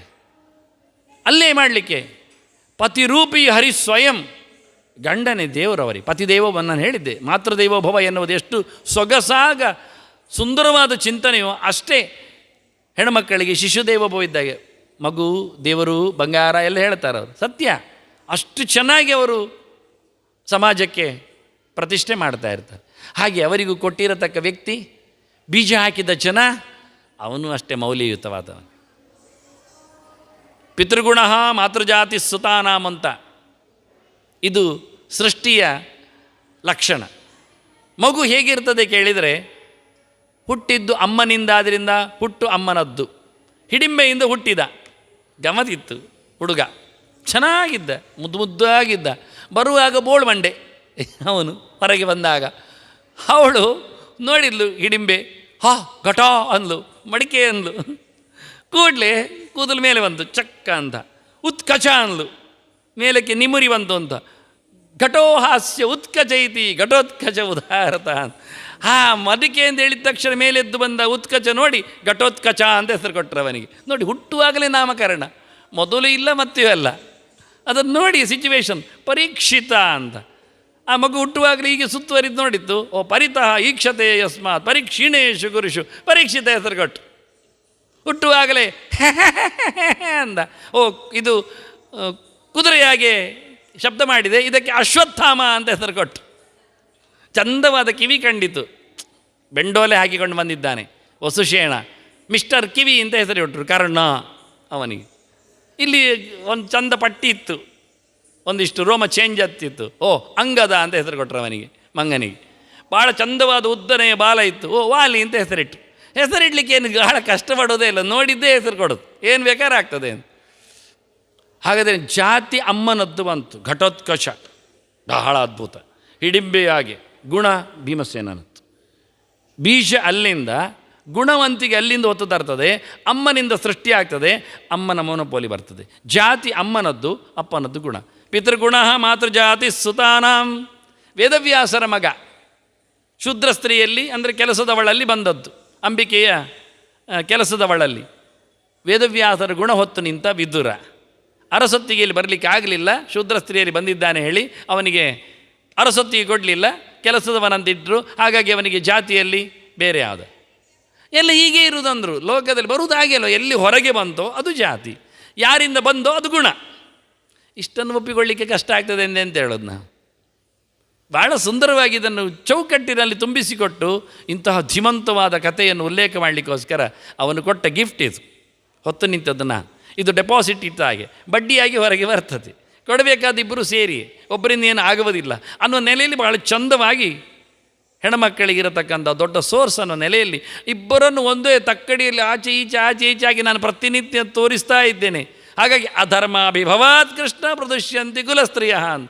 ಇಲ್ಲಿ ಸಮಾಜ ತಪ್ಪಿದರೆ ಅಲ್ಲಿ ಹೆಣ್ಮಕ್ಳು, ಒಂದು ಹೆಣ್ಮಕ್ಳು ಸ್ಟೇಜಿಗೆ ಬಂದು ಹೇಳಿದ್ರು, ಅಲ್ಲ ಎಲ್ಲ ಜನ ಕೂಗಿದ್ರು, ಅವಳು ಇದ್ದಾಳೆ ಅಂದರೆ ಸೂಳೆ ಇದ್ದಾಳೆ ಅಂತ, ವೇಷೆ ಇದ್ದಾಳೆ, ಹಾಳಾಗಿದ್ದಾಳೆ, ಎಷ್ಟೋ ಜನ ಅಲ್ಲಿ ಮಲಗಿದ್ದಾಳೆ, ಹಾಗಿಲ್ಲ ಅಂತ. ಸುಮಾರು ಹೊತ್ತಾಯ್ತು, ಕೂಗಿ ಆಯಿತು. ಆಕೆ ಸ್ಟೇಜ್ ಮೇಲೆ ಬಂದಳು, ನಿಂತಳು. ನನ್ನ ಸೆರಗಿ ಎಳೆದವರು ಯಾರು ಅಂತ ಕೇಳಿದ್ಲು. ಮತ್ತು ಯಾರಿಲ್ಲ, ಎಲ್ಲ ಹೋಗ್ಲಿ ಶುರು ಮಾಡಿದ್ರು. ನೀವೇ ನನ್ನನ್ನು ಮಾಡಿದ್ದಲ್ಲ ಎಳೆದು ಹಾಳು, ಈಗ ಕೂಗುದೆಂಥದನ್ನು. ಅದನ್ನು ಪ್ರತಿಯೊಬ್ಬರಿಗೂ ಸಮಾಜದಲ್ಲಿ ಜವಾಬ್ದಾರಿ ಇದೆ, ಪ್ರತಿಯೊಬ್ಬರು ಆತ್ಮವಿಮರ್ಶೆ ಮಾಡಲಿಕ್ಕೆ ಕಾರಣ ಇದೆ ಅನ್ನುವ ನೆಲೆಯಲ್ಲಿ ಬಹಳ ಚೆನ್ನಾಗಿ ತೂಗ್ತಾ ಅರ್ಜುನ ಹೇಳಿದ ಇದು ಕಥೆಯೇನು ಕೃಷ್ಣ ಅಂತ. ಮತ್ತು ಮುಗಿಲಿಲ್ಲ, ನಾಳೆ ಮತ್ತೆ ಸೇರುವ ವಂದನೆಗಳೊಂದಿಗೆ ಶ್ರೀಕೃಷ್ಣ ನಾರಾಯಣ ನಾರಾಯಣ.